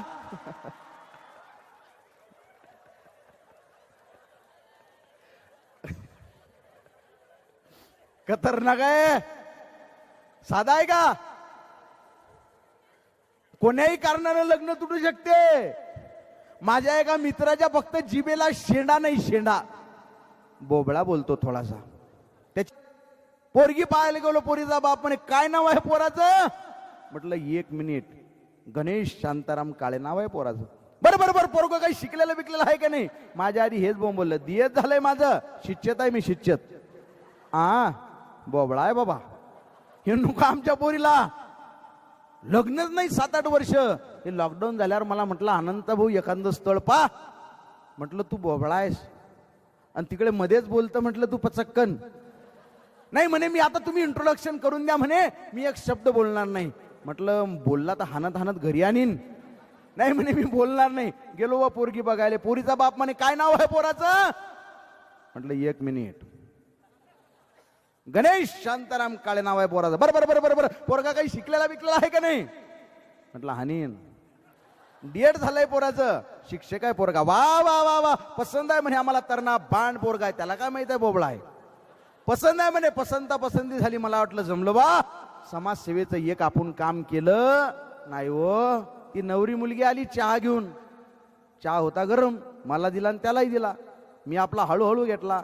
पण हे जसं काही 10 दिवस जेलमध्ये होतं, आजच सुटलं. असा झुरकन झुरका मारला यानं. याला लागला चटका. हा म्हणे आला. म्हटलं काय झालं? दलम आहे. अरे काय लेका म्हणलं हे. आता लग्न होणी नाही. खंडोबाच्या नावानं चांग भलं. मला वाटलं विषय आता संपला, पण नाही. आश्चर्य पुढे आहे. ती पोरगी पुढे आली, तिनं पदर डोक्याच्या वर घेतला. म्हणे असू द्या दलम तर दलम.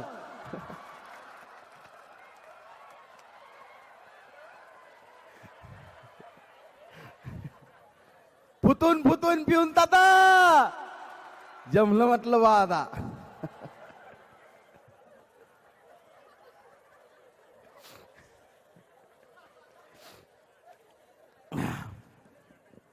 आपल्या कार्यक्रमात पोट दुखण्याची दाट शक्यता. बेल्ट लूज करून ठेवा. ठेवले का? हसणारा प्रत्येक माणूस सुंदर असतो बरं का. नाही तर पुणे मुंबईला सुद्धा माझे काही ठिकाणी कार्यक्रम होतात, चांगल्या ठिकाणी फार प्रतिसाद असतो. पण एखाद्या ठिकाणी हॉलमध्ये असे सॉफिस्टिकेटेड लोक बसलेले असतात, अशी बघत राहतात फक्त, एकटक हसतच नाही. आपल्या आतडे बाहेर पडायला येतात, आपण जमा करायचे परत पोटात टाकायचे तरी हसत नाहीत. असं वाटते प्रत्येकाला मुळव्यात झालेला आहे का होतं ना. अरे हसणं, अरे या जगातला सगळ्यात सुंदर चेहरा आहे हसणं. आणि मग रात्री कार्यक्रम झाला, 1:30-2 वाजता मध्ये जाग येते त्यांना. अचानकच उठतात 2 वाजता. अरे म्हटलं काय झालं? खतरनाक माणूस होता बाबा. आता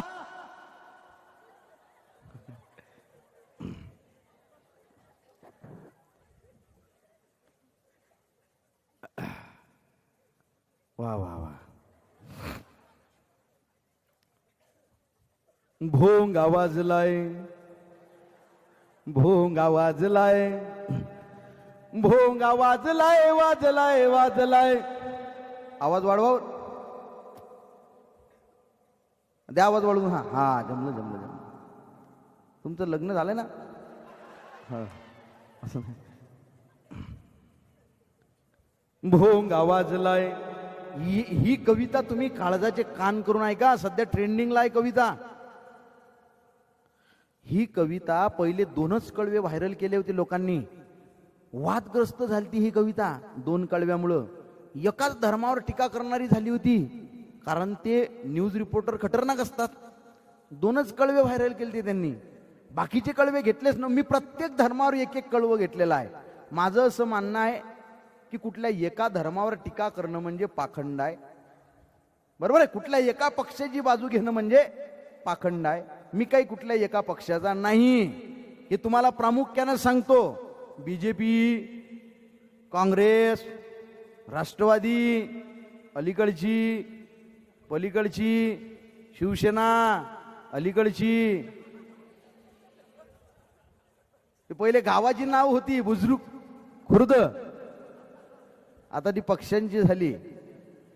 मी कुठल्याच पक्षाचा नाही, मी एका शेतकऱ्याचा पोरगा आहे. खरं सांगतो, माझ्या काळजातनं जे निघालं ते मी मांडलं. प्रत्येक धर्मावर एक एक कळवा यातलं. भोंगा वाजलाय, भोंगा वाजलाय, भोंगा वाजलाय, वाजलाय वाजलाय, नेता गाजलाय, नेता गा. आणि फक्त आवडलं ना गळे, तुम्हाला जर वाटलं की नाही वा या कवीनं काळजातनं लिहिलं, पण काळजातनं हा माणूस व्यक्त झाला, कुठल्या एका धर्माची किंवा कुठल्या पक्षाची भूमिका घेतली नाही, तर खऱ्या अर्थानं तुमच्या काळजातनं मला त्या तिरंग्याची शपथ आहे तुम्हाला, मला त्याला दाद लागेल. कारण हे पहिले 2 कळवे जे व्हायरल केले ते पत्रकार, आपल्यात पत्रकार आहेत का? नाही नाही, पत्रकार म्हणजे माझे सगळ्यात जवळचे मित्र आहेत. मी कार्यक्रम झाल्यावर सगळ्यांचा सत्कार करत असतो. हे काय मित्रच आहेत माझे. पत्रकारांच्या अथक प्रयत्नांमुळेच आणि मीडियाच्या अथक प्रयत्नांमुळेच भारत हा मीडिया फ्रीडम इंडेक्स मध्ये 147व्या स्थानावर फेकला गेलेला आहे. आहेत का पत्रकार? पण पत्रकारांवर सुद्धा दबाव असतो बरं का. या जगातला सगळ्यात इमानदार माणूस म्हणजे पत्रकार असतो.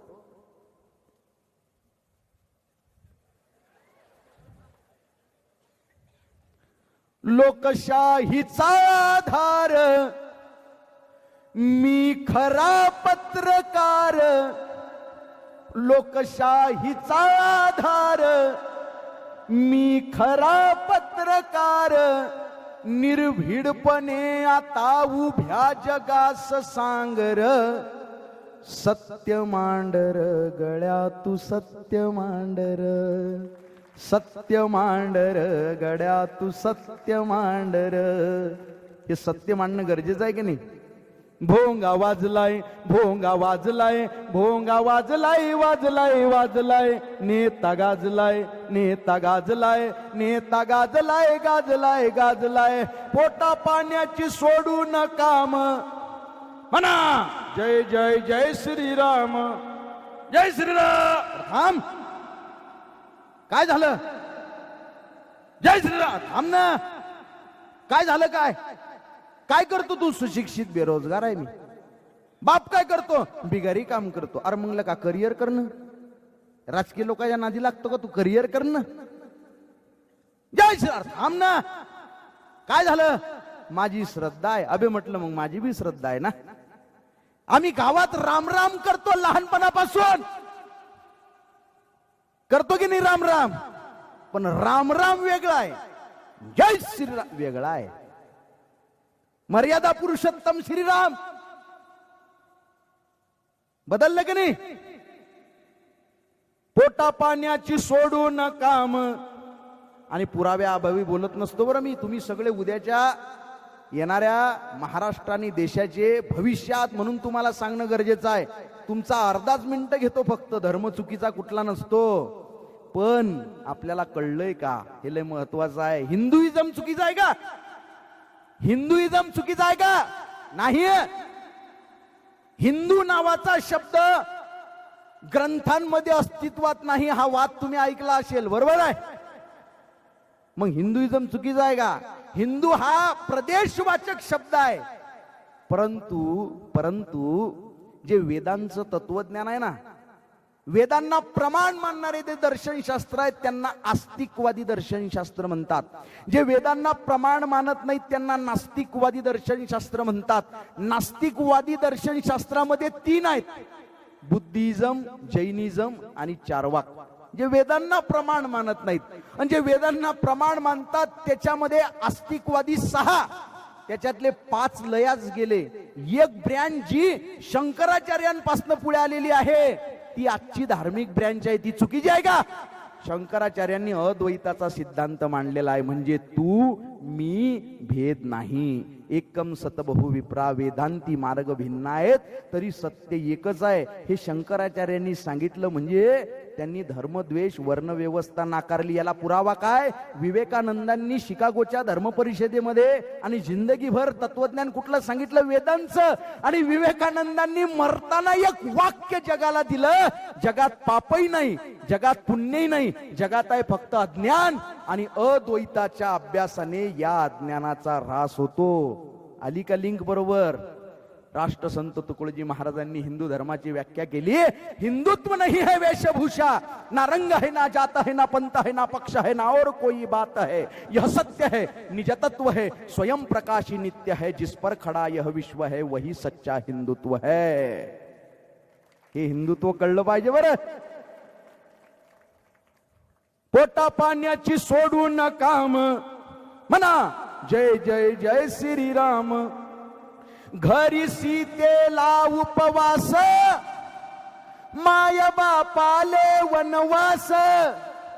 घराची अयोध्या जळताना, घराची अयोध्या जळताना प्रश्न रामाला पडलाय. भोंगा वाजलाय, भोंगा वाजलाय, भोंगा वाजलाय, वाजलाय वाजलाय. नेता गाजलाय, नेता गाजलाय, नेता गाजलाय, गाजलाय गाजलाय. नेक तू बंदा अल्लाचा, कर जिहाद मानवतेचा. कोणता एक धर्म चुकीचा नाही ऐका. कबीरांनी त्या काळात सांगितलं, पाथर पूजे हरी मिले, तो मैं पूजू पहाड़. घर की चाकी कोई ना पूजे, जाके पीस खाए संसार. दगड पुजल्यानं देव भेटला असता तर मी पहाड पुजला असता. हे सांगणारे कबीर फक्त हिंदू धर्मावर लिहितात का? भोग्यावर त्या काळात लिहून गेले कबीर. काकर पाथर जोरी के मस्जिद लई बनाए, काकर पाथर जोरी के मस्जिद लई बनाए. ताचड़ मुल्ला बांग दे क्या बहरा हुआ खुदाय. अल्लाह बहिरा झाला का? मी बोललो का? हे कबीर त्या काळात बोलून गेले.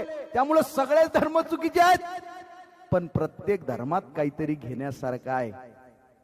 मुसलमान काय अर्थ शब्दाचा? मुसल्लस इमान, ज्याचा इमान जिवंत आहे तो मुसलमान.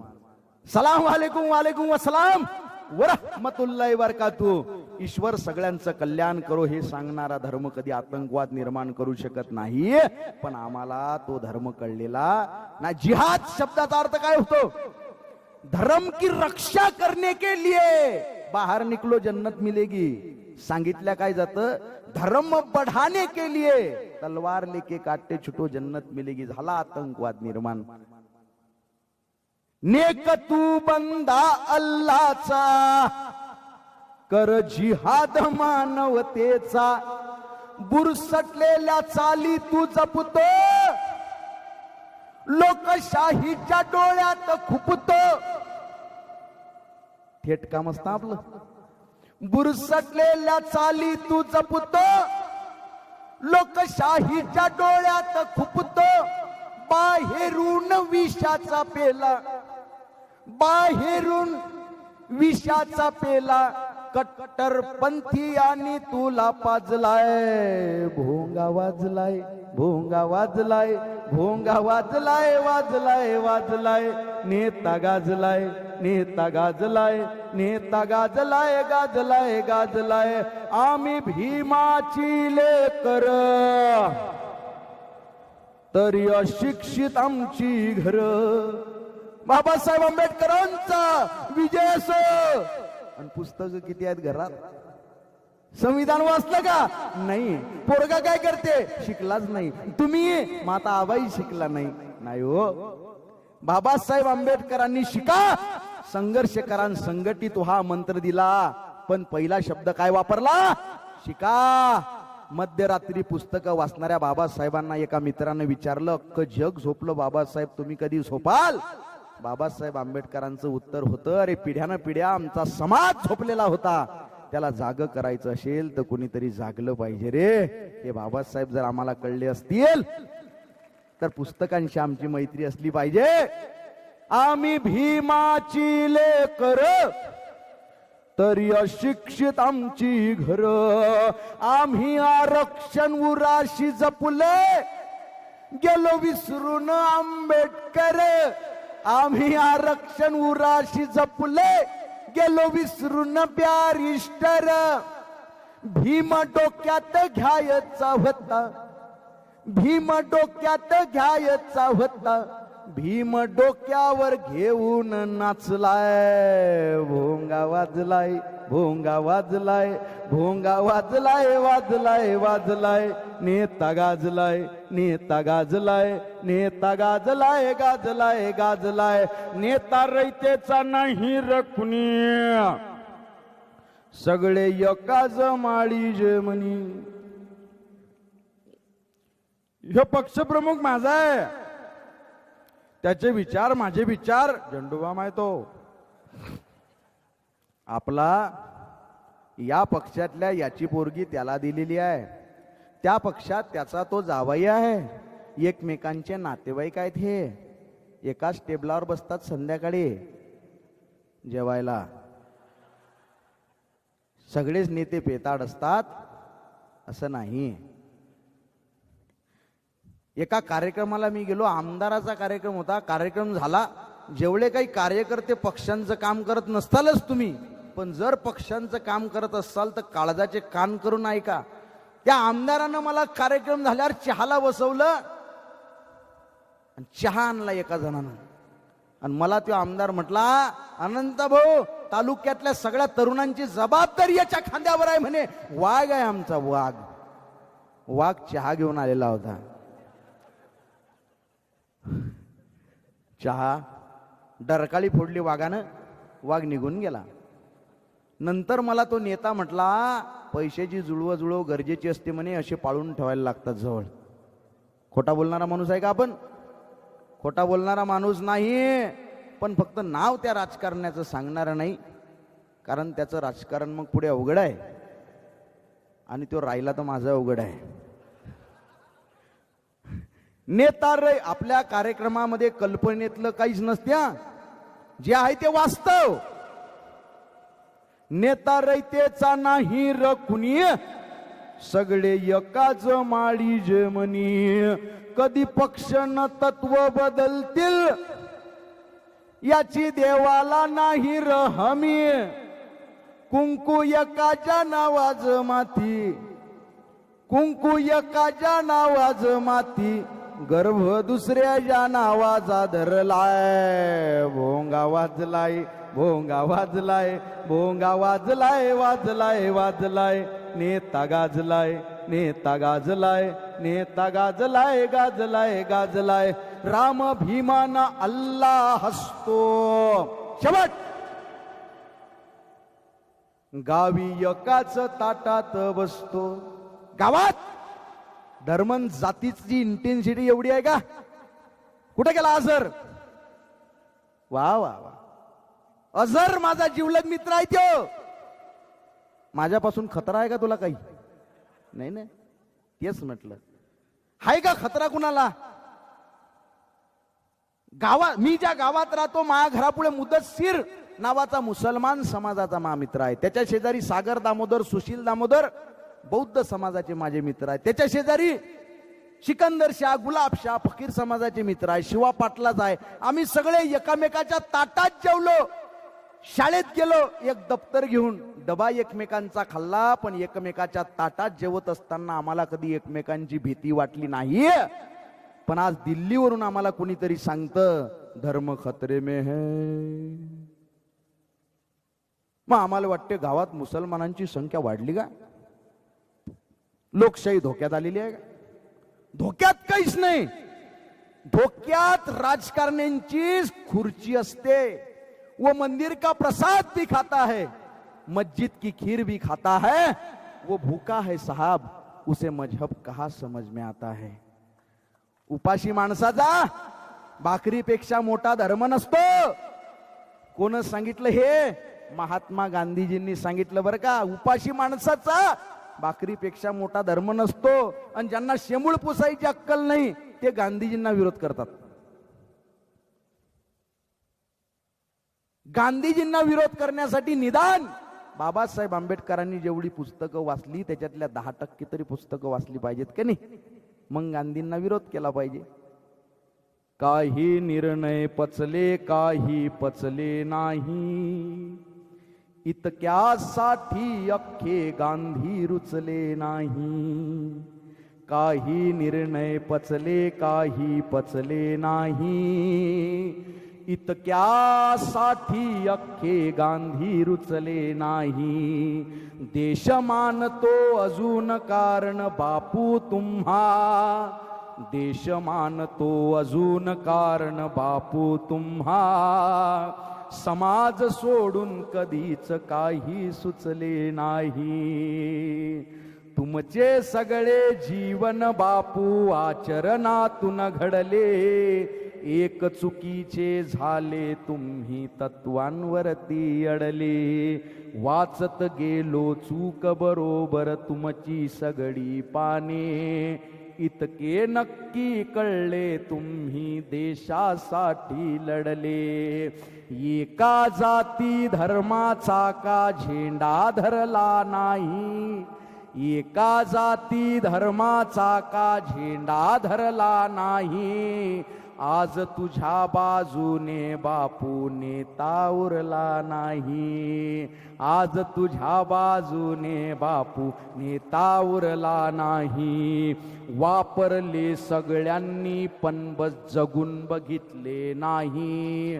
नोटेवरती आला गांधी आत उतरला नाही, नोटेवरती आला गांधी आत उतरला नाही. हाय का मग सात धर्माची इंटेन्सिटी? तुमच्या कोल्हापूर मधनं मला एवढ्या गोष्टी शिकायला भेटल्या. कुरुंदवाड नावाचं गाव आहे तुमच्या कोल्हापुरात. मी महाराष्ट्रभर सांगत असतो, महाराष्ट्राच्या बाहेर कार्यक्रम झाले तरी सांगत असतो कोल्हापूर मधलं कुरुंदवाड नावाचं गाणं. 7 अशा मशिदी आहेत ज्याच्यात गणपती बसवल्या जातो आणि 80% हिंदू लोक मोहरम सण साजरा करतात. अख्ख्या देशांना आदर्श घेणारं गाव आहे हे.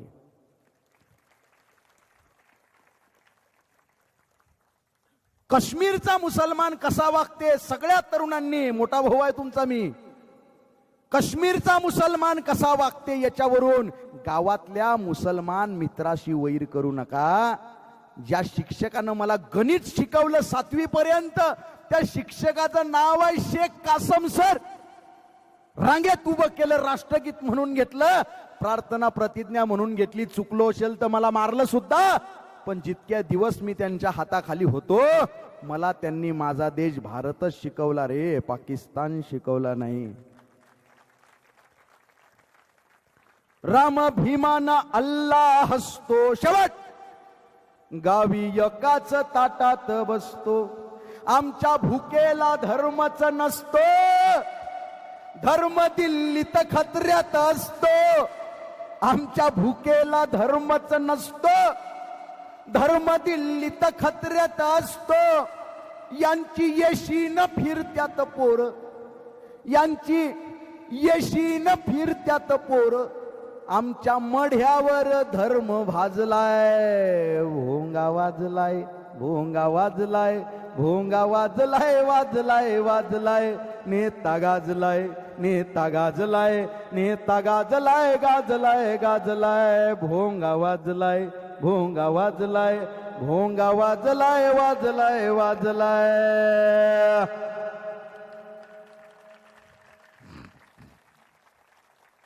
वा वा वा वा वा वा वा वा. कुठं चालले हो? नाही नाही, अत्यंत महत्वाच्या कामासाठी चालले ते. राष्ट्रपती सुद्धा ते काम थांबवू शकत नाही.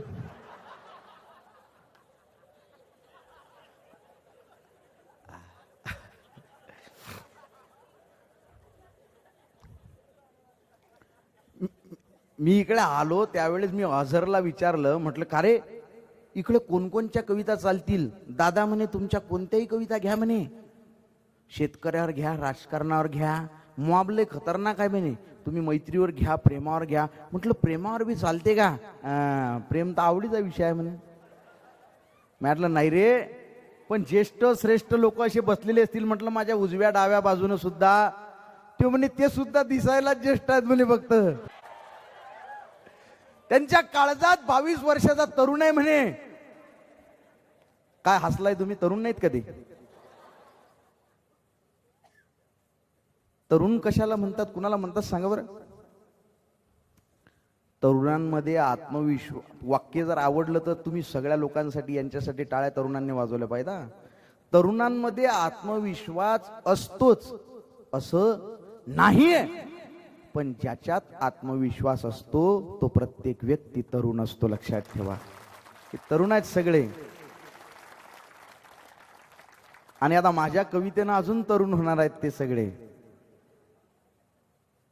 कशाला वाचला चेहरा पुस्तके वाचणाऱ्याने. या कवितेला करोडो व्ह्यूज गेल्या. मला कळलंच नाही एवढी तरुणांना का आवडली ही कविता. प्रेमावर आहे कविता. तुम्ही अशी दबलेल्या आवाजात तुम्ही दाद देऊ नका. भोंगा कवितेला जी तुम्ही दाद दिली मला आवडली. तुम्ही घाबरू नका कुणाला. ज्यांना ज्यांना तुम्ही घाबरताय त्या प्रत्येकाच्या आयुष्यात भूतकाळ आहे.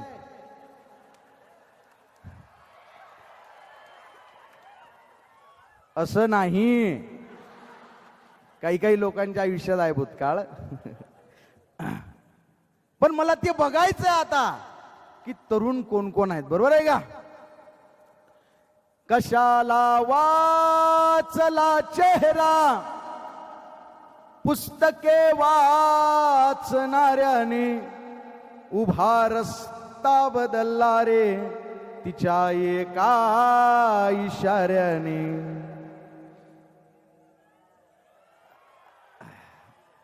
माग बसले का तुम्ही? वा वा. तुम्हाला वाटत असेल की कवी लय खतरनाक आहे, पण ह्यो थांबना झाला. याला कोणीतरी सांगा आमचे जेवण राहिले. तुमचं नशीब चांगलं आहे की तुमच्या राशीला मी लागलो. मला रसिकांच्या भावना कळतात, नाही तर कवी लय खतरनाक असतात. अहो, एका ठिकाणी कार्यक्रमाला गेले कवी, 3 तासाचा कार्यक्रम होता, 6 तास झाले तरी थांबले नाही. मग 500 लोक गायब झाले तरी कवी थांबले नाही. मग 100च लोक राहिले तरी कवी थांबले नाही. मग 4च राहिले. 1 2 3 4. म्हणजे कविता संयोजकाला म्हटले 4 लोक लय दर्दी दिसतात. 8 तास झाले तरी जाग्यावर हल्ले नाही. ते म्हणत तुम्ही आवरान तुमचं जा घरी. ते चौघच्या चौघ कानानं बहिरे आहेत. एकाला ऐकू येत नाही त्याच्यातल्या. सेन्सर गेले, डायनामो उडले द्यायचे, करंट येत नाही. आता घरी सण होत नाहीत म्हणून इथं आणून ठेवलेले, आणि आता इथंच झोपणार आहेत. तरी आमच्यातला एक कवी खतरनाक होता. म्हटला मी या 4 लोकांनाच ऐकवणार. पण त्याचा आवाज गावात गेला. गावातले लोक काठ्याच घेऊन आले. म्हणजे 100 फुटार आले तरी त्याची कविता चालू. 10 फुटार आले तरी त्यानं शेवटचं कडवं घेतलं. शेवटी त्यातला पैलवान आला, काळी आदळी याच्याकडे बघितलं. म्हटलं आता रे, म्हटलं माफ करा म्हणे, आता संपला म्हणे कार्यक्रम. तो व्यासपीठावर शोधायला लागला इकडे तिकडे. काय शोधताय म्हणे, झाला ना कार्यक्रम. तो पैलवान म्हणे तुमचं चालू द्या, तुमची चुकी नाही म्हणे. तुम्हाला इथं कोणी बोलावलं? त्याला बघतो मग तुम्हाला बघतो. मला इथं बोलावणारा तो हजर. जे काय बघायचंय ते त्यांच्याकडे बघून.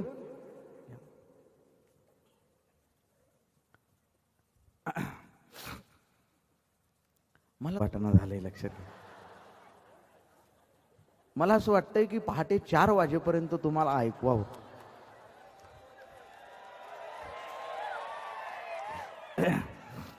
कारण मला सगळ्याच प्रकारातलं ऐकवता येते बरं का. माझ्यापेक्षा वयानं लहान असली तरी माझ्यापेक्षा समजदार होती ती. माझ्यापेक्षा वयानं लहान असली तरी माझ्यापेक्षा समजदार होती ती. एकामेकापासून लांब जाण्याचा आम्ही आटोकाट प्रयत्न केला, आणि काही अंश आम्ही यशस्वी झालो सुद्धा. आता आमच्यात एक सुरक्षित अंतर आहे, तेवढंच जेवढं अंतर ती पार करू शकली. मी मात्र स्वार्थी ठरलो, मला स्वतःला आवरता आलं नाही, तसूभरही मागे सरता आलं नाही. असंही लिहिणारा माणूस आहे बरं का मी. नाही, तुमच्या माहितीसाठी सांगितलं मी, बायोडाटा पूर्ण असावा आपला. कशाला वा, प्रेमाचा विरोध नाही बरं का आपला, प्रेमाला आपला विरोध नाही. पोथी पडपट जगमुआ पंडित भयानक होय, ढाई आकर प्रेम का पढे सो पंडित होय. किती खतरनाक प्रेम आहे, पण हे प्रेम वेगळं आहे. आता जे समाजात चालू आहे तुमच्या आयुष्यात ते खैरभांड प्रेम आहे. एकाला हाय, दुसऱ्याला बाय, तिसऱ्या संग पळून जाय, हे ते प्रेम नाही. मुलीचा मुलाला फोन आला, अरे स्वप्नील माझं लग्न ठरलंय मला विसरून जा. स्वप्नील माझं लग्न ठरलंय मला विसरून जा. तो म्हटला बाई मी विसरून जातो, पण माझं नाव स्वप्नील नाही, मी आकाश आहे. रॉंग नंबर लागला तू. बरोबर म्हणे, काही हरकत नाही आकाश, तू विसरून जा आणि वेळ भेटला तर स्वप्नीलला कॉल करून सांगून दे. अशा काळात आपण आहो. कशाला वाचला चेहरा पुस्तके वाचणाऱ्याने, उभा रस्ता बदलला रे तिच्या एका इशाऱ्याने. जवा या जिंदगानीची उघडली फाटकी पाणी, जवा या जिंदगानीची उघडली फाटकी पाणी. मनाला मारला रफू, रफू समजते ना, रफू तिच्या एका इशाऱ्याने. तू ह्या गावावरून ग जवा जवा जाईन मी, जरी भुललीस तू तुले चोरून पाहिन मी. पुस्तक वाचण्याचा काळ आहे तुमचा, उगाच चेहरे वाचत बसू नये. माझ्या घरच्यांना वाटलं तो पोरग हुशार आहे, रस्ताच बदलला. या लोकांकडनं शिका. त्यांनी त्यांच्या आयुष्यात पुस्तकं वाचण्याच्या काळात फक्त पुस्तकच वाचली असती तर ते सगळे आज कलेक्टर असते. हा विषय वेगळा आहे, हा आपला विषय नाहीये, हा चर्चेचा विषय.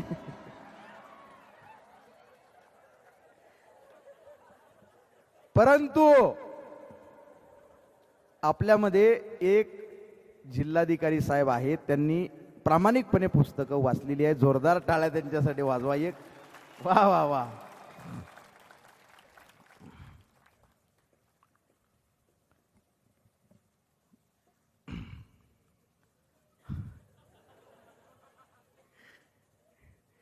महाराष्ट्रभर एवढे कार्यक्रम केले मी, पण कुठलीही कविता घेतली की ती तुम्ही हिटच करताय, उचलूनच धरताय. एवढा ताकदीचा रसिक वर्ग महाराष्ट्रात मी पहिल्यांदा बघतोय दादा.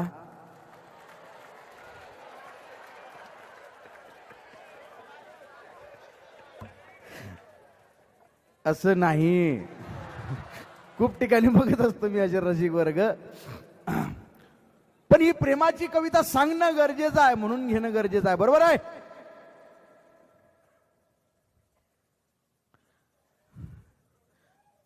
तुझ्या गावावरून ग घेऊ का नको.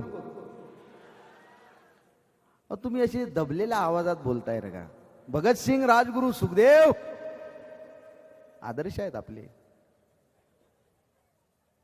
प्रत्येक गोष्टीत माणूस असा स्वच्छंदी असला पाहिजे का नाही. प्रेम कसं केलं पाहिजे, खतरनाक पाहिजे का नाही. झेंडूबाम प्रेम पाहिजे का नाही. प्रकाश बाबा आमटे आणि मंदाकिनी आमटे यांचंही प्रेम होतं ना. समाजसेवकाचा मुलगा आणि नागपूर युनिव्हर्सिटीची ब्युटी क्वीन यांचं सुद्धा प्रेम होतं दादा. ते प्रेम त्यांनी घरी सांगितलं. बाबा आमटे म्हटले की बाई हे असं समाज सेवेचं काम चालतं आमचं. मंदाकिनी आमटे म्हटल्या प्रत्येक वळणावर प्रकाशच्या पाठीशी मी उभं राहील. आणि फक्त म्हटल्या का आयुष्यभर त्यांच्या सोबत राहिल्या. एका भरलेल्या सभेत प्रकाश बाबा आमटे म्हटले जेव्हा जेव्हा मी पडलो परत परत उभं राहण्याची उमेद तू दिलीस, खरं सांग मंदा काय पाहिलंस या फाटक्या माणसात, मी काय दिलं तुला. त्यावेळेस मंदाकिनी आमटेंचं उत्तर होतं, अरे काय दिलंस म्हणून काय विचारतोस प्रकाश, जगण्याचं समाधान दिलंस तू. हे जगण्याचं समाधान आम्हाला शोधता आलं पाहिजे. शेवटची कविता मी घेणार आहे मित्र वणव्यामध्ये हे गारव्यासारखा. पण पण पण त्याच्या आधी हे प्रेमावर बोलणं गरजेचं आहे. कविता घेत नाही, मला माहित आहे तुमची अवस्था काय आहे. कविता तुम्हाला भुका लागलेल्या आहेत आणि मी चांगला कवी आहे. तुम्ही जेवण करून आले का मागचे? या लोकांची काळजी करा. आधी जे घरी दबलेले लोक असतात, ज्येष्ठ लोक,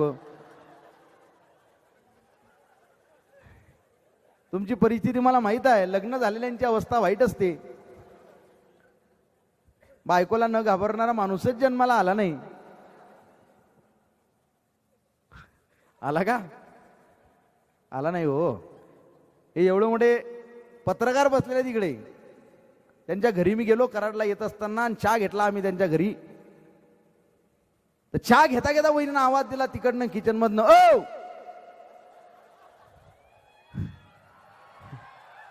म्हटलं पाटील साहेब. अहो काय म्हणतात वहिनी? नाही नाही मी पत्रकार आहे, मी घाबरत नाही, तुम्ही घ्या चहा. परत वहिनीनं आवाज दिला, ओ म्हटलं आता काहीतरी खतरनाक आहे बरं. नाही हो तुम्ही चहा घ्या. तिसऱ्यांदा वहिनीचे डोळे मोठे झाले, आवाज वाढला, ओ म्हटलं आता खतरनाक आहे बरं का. लटलट कापायला लागले. मग गेले बा बोटाची. काय आहे म्हणे, एवढा मोठा कवी बसलेला आमच्या गप्पा चालत काय आहे? वहिनी म्हटलं आवाज कमी, तुमचा बी आणि त्या कवीचा बी. अरे पण काय काम आहे? वहिनी म्हटल्या काम काही नाही, बघत होते म्हणे मा बोटात किती ताकद आहे. परत काही ते चहा घ्यायला नेत नाहीत मला. काल्पनिक गोष्ट आहे, त्यांच्या आयुष्याशी काही त्याचा संबंध नाही. पण ते घाबरतात हे त्रिकालबाधित सत्य आहे. कारण बायकोला न घाबरणारा माणूसच जन्माला आला नाही.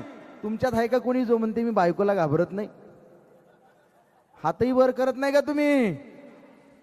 बापा बापा बापा, माणूसच नाही हो. तुमचे अजून लग्न व्हायचे आहेत, त्यामुळे तुम्हाला तसं चेष्टेचा विषय बाजूला ठेवू आपण. मी शेवटच्या कवितेकडे आता येतोय. चेष्टेचा विषय बाजूला ठेवला ना, मुलींच्या किंवा महिलांच्या आयुष्यामध्ये जेवढी संकट आहेत ना, तेवढी संकट मुलांच्या किंवा पुरुषांच्या आयुष्यामध्ये नाहीत. टाळ्याही वाजवल्या का? खतरनाक काम आहे बा तुमचं.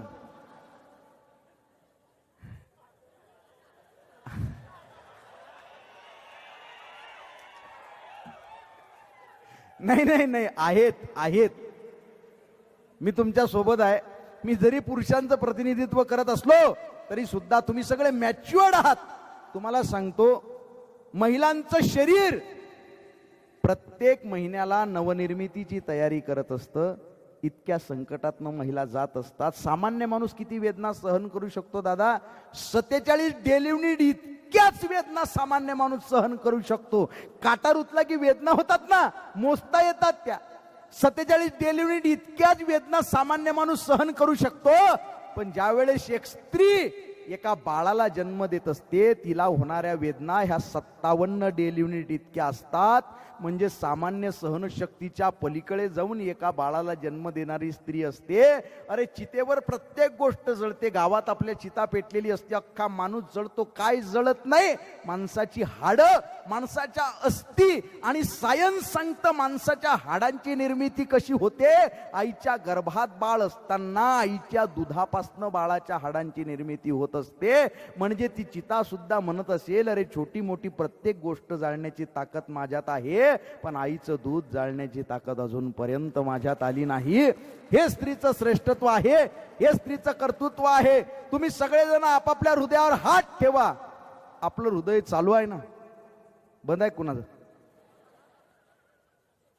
बंद पडलं म्हणजे माणूस गेला. पण हे हृदय चालू कधी झाला हा प्रश्न पडला का तुम्हाला?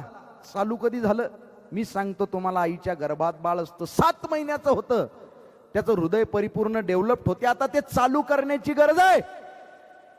आईच्या हृदयाच्या सायनोहेट्रो नोड कडनं बाळाच्या हृदयाच्या सायनोहेट्रिकल नोडला एक पल्स म्हणजे एक ठोका दिला जातो. त्यावेळेस ती हृदय चालू होते, परत कधी बंद पडत नाही. ज्या दिवशी ते हृदय बंद पडलं माणूस जिवंत राहत नाही. म्हणजे जरी आमचा जन्म निसर्गानं आईच्या गर्भात दिला असला तरी सुद्धा आम्हाला जगण्यासाठी लागणारा पहिला ठोका हा आईच्या गर्भातनं उधार घ्यावा लागतो. हे स्त्रीचं श्रेष्ठत्व आहे, हे स्त्रीचं कर्तृत्व आहे. त्यामुळं फक्त स्त्री पुरुष समानतेच्या गप्पा करून चालणार नाही. स्त्री पुरुष समानता झालीच पाहिजे. महिलांनी फार पुढे गेलं पाहिजे, पण घरची कामं महिलांनीच केली पाहिजेत. मुलगी फार शिकली पाहिजे, पण स्वयंपाक हा मुलीनंच केला पाहिजे. कुठल्या ग्रंथात लिहिलेला आहे की बा मुलींनीच फक्त स्वयंपाक केला पाहिजे? हाय का कोणत्या ग्रंथात लिहिलेला? महिलांचे चेहरे बघून आता मला तुमच्या भावना कळल्या. असाच वक्ता पाहिजे होता आपल्याला. हाय का उडा? स्त्री पुरुष समानतेचा फार मोठा भेद आपण लहानपणापासून केला. तुमच्यावर लय अन्याय झाला बरं लहानपणापासून. अन्यायावर वाचा फोडली पाहिजे तुम्ही. मी तुमचा भाऊ तुमच्या पाठीशी आहे एकटा. मराठी भाषा शिकत असताना पहिलं पान उघडलं की त्याच्यावर पहिलंच वाक्य असतं, बबन अभ्यास कर, कमाल पाणी भर.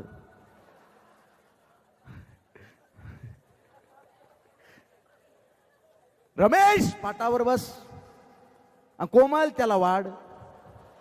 म्हणजे खैरा बाडा फक्त जेवायलाच बसलेला आहे का? फार मोठा फरक आहे. तो आणि ती, तो म्हणजे पुरुष, ती म्हणजे स्त्री. लय अन्याय आहे बघा. तुमच्या घरात सुद्धा अन्याय आहे. तो आंबा कारण तो गोड आहे, ती कैरी कारण ती आंबट आहे. तो सागर कारण तो अथांग आहे, ती नदी कारण ती छोटी आहे. तो गाव, ती गल्ली. तो रस्ता, ती वाट. तो हंडा, ती कळशी. तो रांजण, ती घागर. तो फळा, ती पाटी. तो खडू, ती लेखणी. तो वटवृक्ष, ती वेल. तो पेटारा, ती पेटी. तो गॅस, ती चूल. तो हॉल, ती खोली. तो टेबल, ती खुर्ची. तो पेन, ती रिफिल.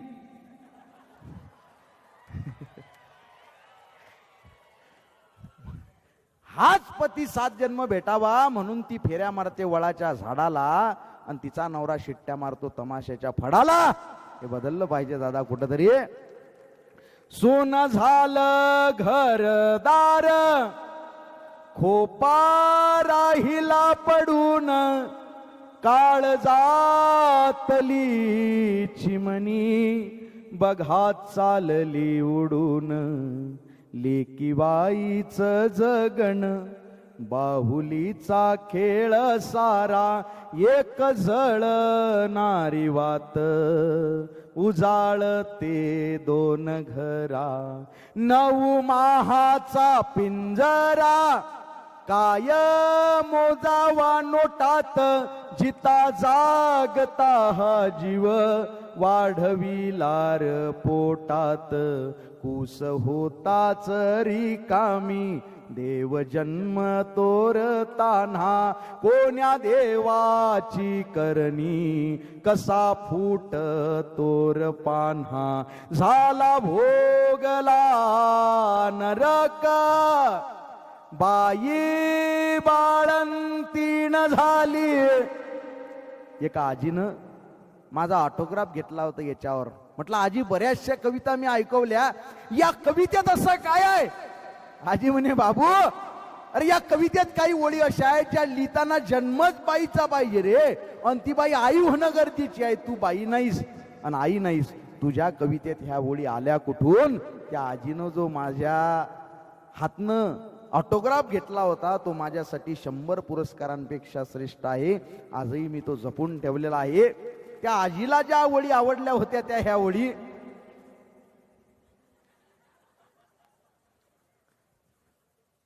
त्या आजीला ज्या ओळी आवडल्या होत्या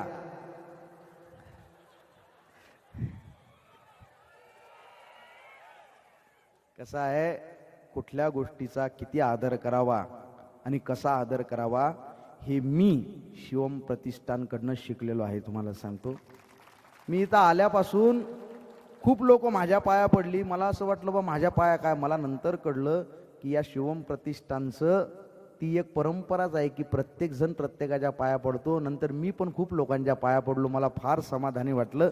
ही खूप चांगली परंपरा आहे. गुरुजी, या महाराष्ट्रभर एवढे लोक मोठमोठी तयार झाली तुमच्याकडनं, मला प्रचंड आनंद आहे.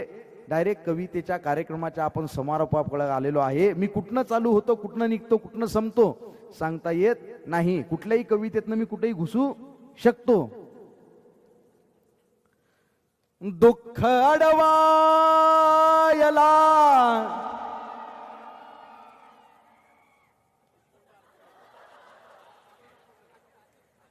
हा आधीची कविता पूर्ण करा म्हणतायत ते.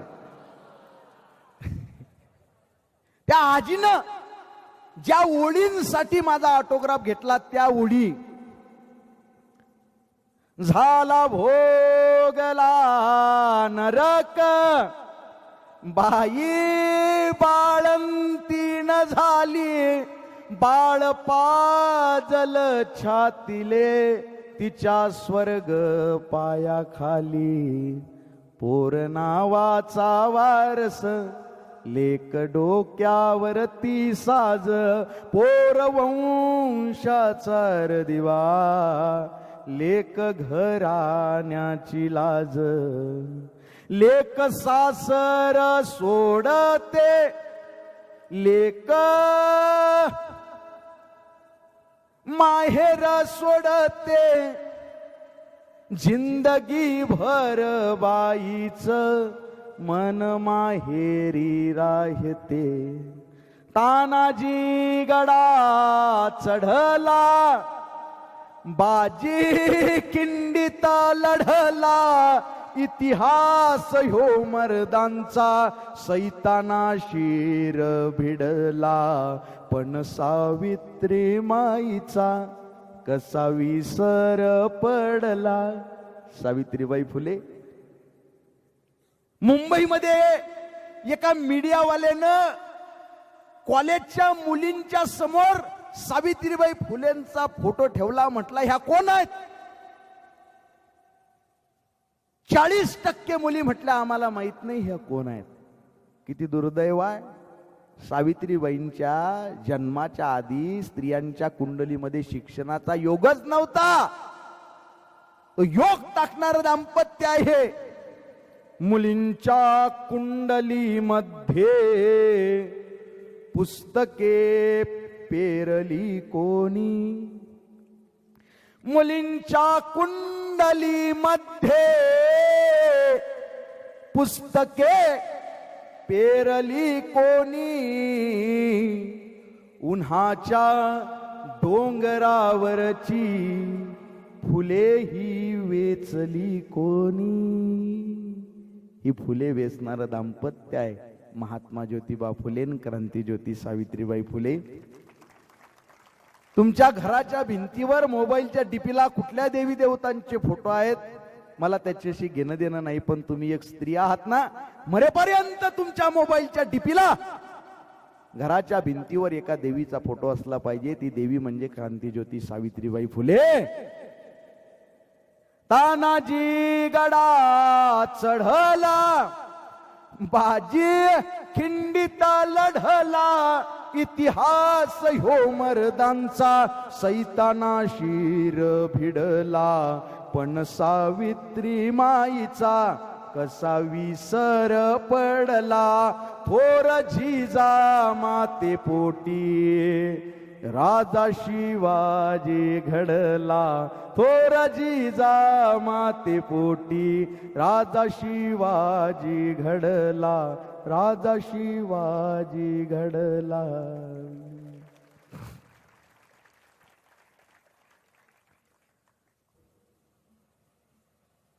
झोपले का जागे आहात तुम्ही? माझी बददुआ घेऊ नका बरं. येशीत बसून मातीच्या कुशीतल्या गप्पा करणारा कवी आहे का हा? पुरस्कारांच्या खाली कविता दबली नाही, एक ओळही स्वार्थासाठी निघली नाही. पुरस्काराच्या खाली कविता दबली नाही, एक ओळही स्वार्थासाठी निघली नाही. जिचे समीक्षक मातीमधले कष्टकरी, ती कविता माझी फुशारकीवर जगली नाही.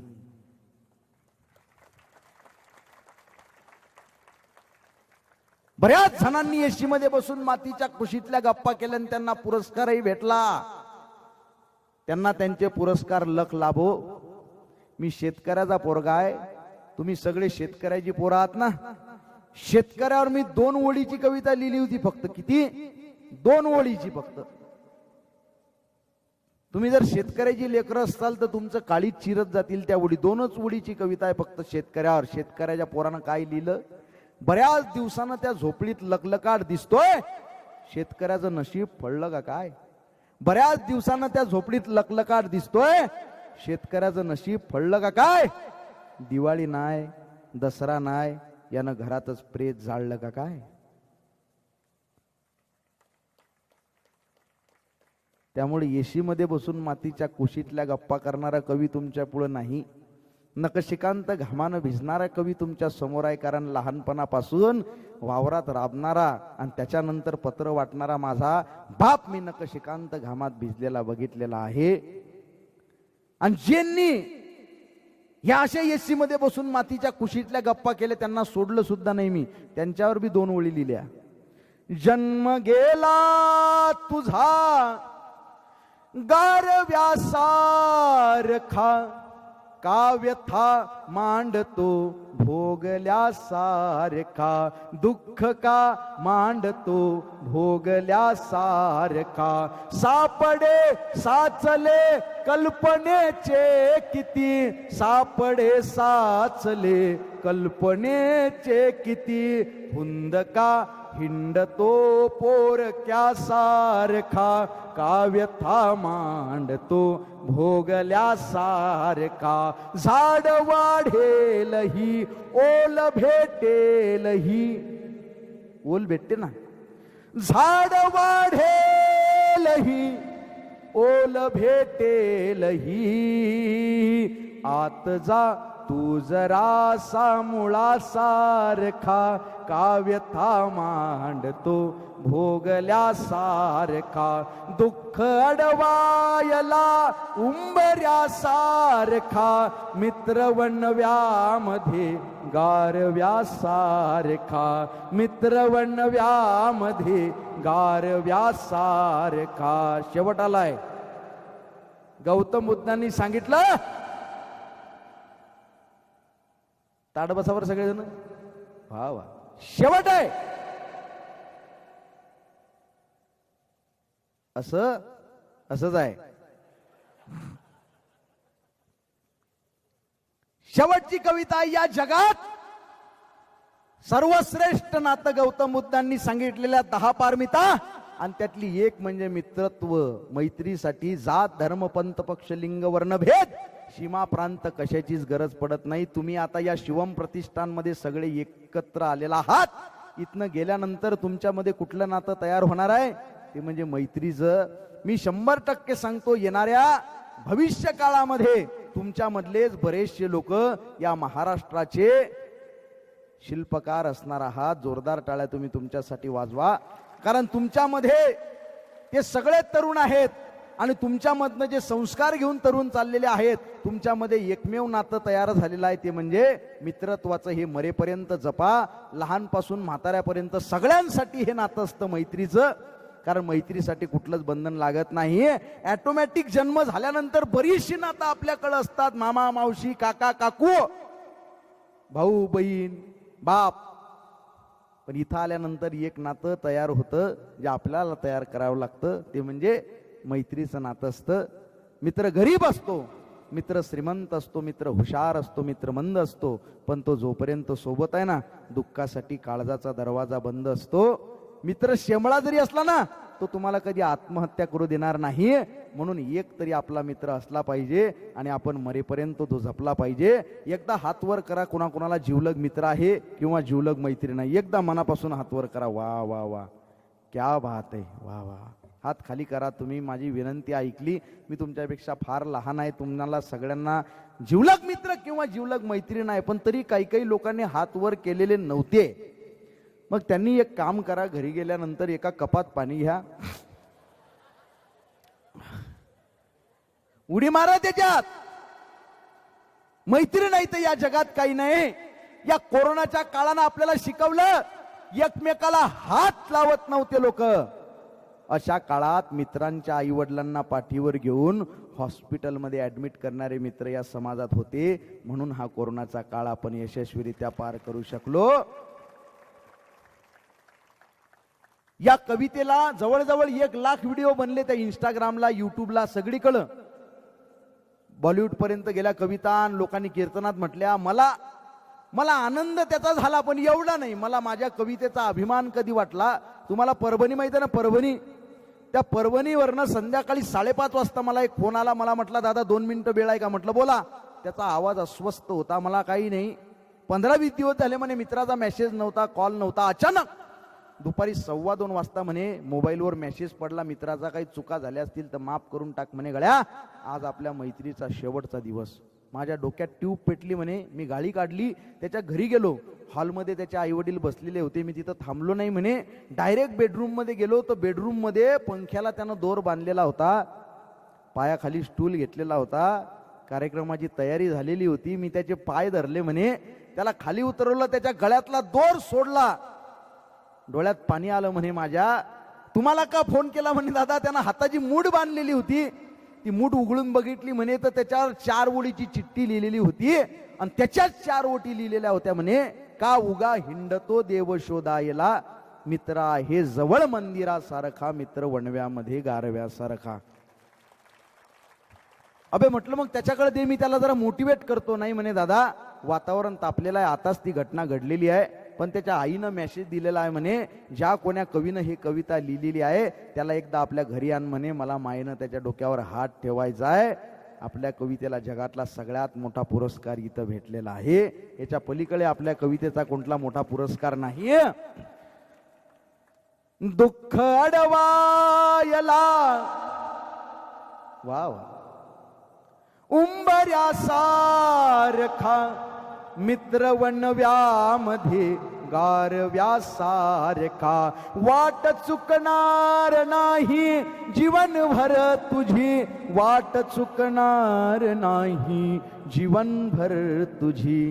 एक तू मित्र कर, एक तू मित्र कर, आरशासारखा, मित्र वणव्यामध्ये गारव्यासारखा, मित्र वणव्यामध्ये गारव्यासारखा. आत्महत्याच करणार नाही कुणी, आत्महत्याच करणार नाही कुणी, मित्र असला जवळ जर मनासारखा, मित्र वणव्यामध्ये गारव्यासारखा. का उगा हिंडतो देव शोधायला, का उगा हिंडतो देव शोधायला, मित्र आहे जवळ, मित्र आहे जवळ मंदिरासारखा, मित्र वणव्यामध्ये गारव्यासारखा. चालताना मध्ये रात आली कधी, रात्र प्रत्येकाच्या आयुष्यात आहे. खंबीरपणे पाठीशी उभा राहणारा एखादा मित्र कमवून ठेवा. एक छोटासा मैसेज आला, एवढा वायरल केला महाराष्ट्रानं, घर में आग लग गई, सब चल गया. सब रिश्तेदार आए, चाहने वाले आए, चर्चा करके चले गए, पूछताछ करके चले गए. बस एक दोस्त आया जिसने पूछा अभी क्या क्या बचा है, अबे क्या क्या बचा है. मैंने कहा अबे सब कुछ जल गया, बस मैं बचा हूं, बाकी बचा ही क्या है. तो उसने गले लगाकर कहा अबे पगले फिर जला ही क्या है. चालताना मध्ये रात आली कधी, चालताना मध्ये रात आली कधी, मित्र येतो पुढे, मित्र येतो पुढे, काजव्यासारखा मित्र वणव्यामध्ये गारव्यासारखा, मित्र वणव्यामध्ये गारव्यासारखा. फेक तू मुखवटे भेट झाल्यावरी, फेक तू मुखवटे भेट झाल्यावरी, भेट रे दोस्ता, भेट रे दोस्ता, दोस्ता सारखा मित्र वणव्यामध्ये गारव्यासारखा, मित्र वणव्यामध्ये गारव्यासारखा. दृष्ट लागू नये वेदनेची कुणा, दृष्ट लागू नये वेदनेची मना, मित्र डोळ्यामध्ये, मित्र डोळ्यामध्ये काजळा सारखा, मित्र वणव्यामध्ये गारव्यासारखा. मैत्री चाटते गाय होऊन मना, मैत्री चाटते गाय होऊन मना. जाबिलग तू तिला, जाबिलग तू तिला वासरासारखा, मित्र वणव्यामध्ये गारव्यासारखा. जाळताना मला देह ठेवावसा. शेवट, शेवट आपल्या कवितेचा सुद्धा आणि आपल्या छोट्याशा मैफिलीचा सुद्धा शेवट. फक्त जाताना एक माझा मुद्दा लक्षात ठेवा, मैत्रीच्या मध्ये येणारी सगळ्यात दलिंदर गोष्ट कोणती असेल तर ती म्हणजे गैरसमज, मिसअंडरस्टँडिंग. काही गैरसमज झालेले असतील तर कार्यक्रम झाल्यानंतर घरी जा, उद्या सकाळी उठल्या उठल्या फोन करा, माफी मागा, माफ करून टाका. काही सोबत राहत नाही. आपल्या आधी 100-150 वर्ष आधी जी लोक होती त्यातला एकही माणूस आज जिवंत नाही. आपल्यानंतर 100-150 वर्षानंतर आपल्यातला एकही चेहरा जिवंत असणार नाही. आपले फोटो झालेले असतील, भिंतीला लावतील आणि येणारी पिढी ते फोटोही काढून टाकील, घरात जागा नाही म्हणून. काही शिल्लक राहते का? आजचा जर फोटो काढला हा आणि 500 वर्षानंतर येणाऱ्या पिढ्यांना जर दाखवला तर ते चर्चा करतील आपले पूर्वज असे दिसायचे. काही शिल्लक राहते का? पृथ्वी खालची वर, वरची खाली झाली 2 kilometre. Socrates, Plato, Kant, Vivekananda, Babasaheb, Krishna, Yeshu हे सुद्धा राहणार नाहीत. यांचं सुद्धा नामोनिशान असणार नाही. तर तुम्ही आम्ही काय गत आहे आपली? बरोबर आहे. माफ करा सगळ्यांना. चुरगाळल्यानंतर फुलांनी दिलेला सुगंध म्हणजे क्षमा, आणि क्षमा ज्ञानी माणसाचं सगळ्यात जवळचं लक्षण आहे. तुमच्या पायाला हात लावून सांगतो, मित्राला परत परत माफ करा. तुमचा एखादा फोन एखाद्याला कष्टातनं, संकटातनं, मृत्यूच्या दारातनं परत आणू शकतो. मित्राला सांगा तू चुकलायस तरी मी तुझ्या पाठीशी आहे. भावना एवढी शुद्ध ठेवा. सोबतीने संपवू अंधार मित्रा, वेदनेचा ही करू शृंगार मित्रा. घर तसे मजबूत असते मैत्रीचे, गैरसमजाचे नको पंदार मित्रा. तू दगा केलास आता चला असू दे, मी तरी सोबत तुझ्या असणार मित्रा. अन वेगळे सावज नको लावू गळाला, वेगळे सावज नको लावू गळाला. तोच गळगे, तोच गळगे मी पुन्हा फसणार मित्रा. तोच गळगे मी पुन्हा फसणार मित्रा. मित्र वणव्यामध्ये या कवितेचे जेवढे तरुण रसिक आहेत ना, त्याच्यापेक्षा जास्त ही कविता ज्येष्ठांमध्ये व्हायरल झाली आहे बरं का. मैत्री कुणाला कळते? पुण्यावरनं 84 वर्षांच्या एका आजोबांचा मला फोन आला. मला म्हटलं आय एम रनिंग 85. 85 वर्षाचा हिरवा गार तरुण आहे म्हणे मी. म्हटलं मग? काही नाही म्हणे, आमचे मित्र आहेत 77, 78, 81. म्हटलं मग? अरे काही नाही म्हणे, आम्ही गेट टुगेदर घेतो प्रत्येक महिन्याच्या पहिल्या बुधवारी पुण्यात. म्हटलं मग? अरे म्हणे काही नाही, आमच्यातल्या कोणाची तरी विकेट पडलेली असते, त्याला आम्ही श्रद्धांजली देण्याचा कार्यक्रम घेतो म्हणे. खतरनाक असतात बरं म्हातारे लोक. आपल्याला वाटतं त्यांना काही कळते, नाही कळत. या घरात वृद्ध व्यक्ती आहेत ती सगळ्यात श्रीमंत घर असतं. उतार वयात जर्जर झालेलं शरीर कमरेतून वागतं तेव्हा आयुष्य चेहऱ्यावर सुरकुत्यांचं सुंदर नक्षीकाम करतं, डोक्यावर केसांचं पांढरं शुभ्र आभाळ निर्माण करतं आणि या बदलणाऱ्या ऋतूंची दृष्ट लागू नये म्हणून काळवणलेल्या डोळ्यात मोतीबिंदूचा एखादा तीट लावतं.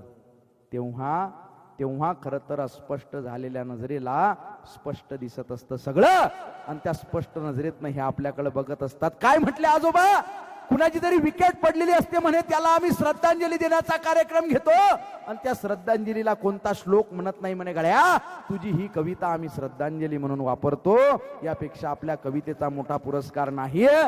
मित्र वणव्यामध्ये गारव्यासारखा जाळताना मला देह ठेवासा. शेवट हे दक्षिणेकडे पाय करा, उत्तरेकडे पाय करा.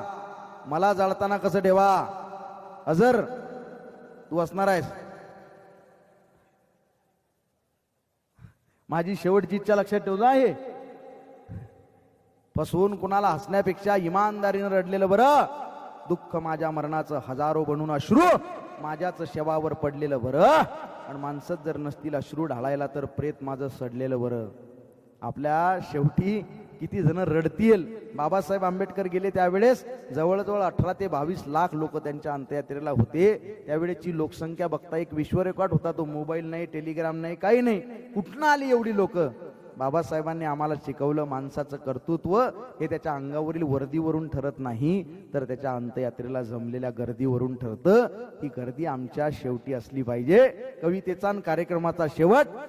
जाळताना मला देह ठेवासा, जाळताना मला देह ठेवासा. कसा? हात खांद्यावरी, हात खांद्यावरी टाकल्यासारखा मित्र वणव्यामध्ये गारव्यासारखा जाळताना मला देह ठेवासा. खांद्यावर हात टाका बरं सगळेजण. शेवट आलाय कार्यक्रमाचा. खांद्यावर हात टाका.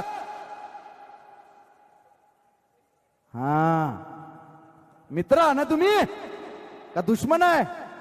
राजकीय लोक आहो का आपण? सामाजिक लोक आहो. खांद्यावर हात टाका. महिला वर्ग, मुली सगळ्या. भांडणं भिंडणं घरी गेल्यावर बघू आपण. खांद्यावर हात टाका. वा वा वा वा. इकडे ज्येष्ठ श्रेष्ठ मंडळी खांद्यावर हात टाका. हो हो, हा हा टाका. वा वा मुलींनो. हा वा वा. कोण राहिलं का खांद्यावर हात टाकायचं? नाही. इकडे बघू. वा वा वा. आता फक्त माझ्यासोबत 2 ओळी म्हणायच्या. ऐका ऐका ऐका. ज्यांना ज्यांना देशासोबत प्रेम आहे, माणुसकी ज्याचा धर्म आहे, तो प्रत्येक व्यक्ती 2 ओळी म्हणणार हा माझ्यासोबत. मी एवढा बेंबीच्या देटापासून वरडलो का नाही, माझा घसा बसेपर्यंत बोललो का नाही. आता तुमचं कर्तव्य आहे हा, फक्त शेवटच्या 2 ओळी. मित्र वणव्यामध्ये व्यासारखा जाळताना मला देह ठेवासा, जाळताना मला देह ठेवासा. हात खांद्यावरी, हात खांद्यावरी टाकल्यासारखा मित्र वणव्यामध्ये गारव्यासारखा. दुःख अडवायला उंबऱ्यासारखा मित्र वणव्यामध्ये गारव्यासारखा, गारव्यासारखा, गारव्यासारखा.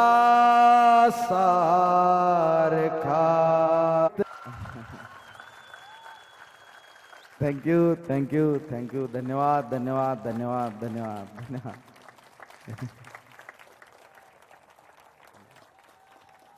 वा.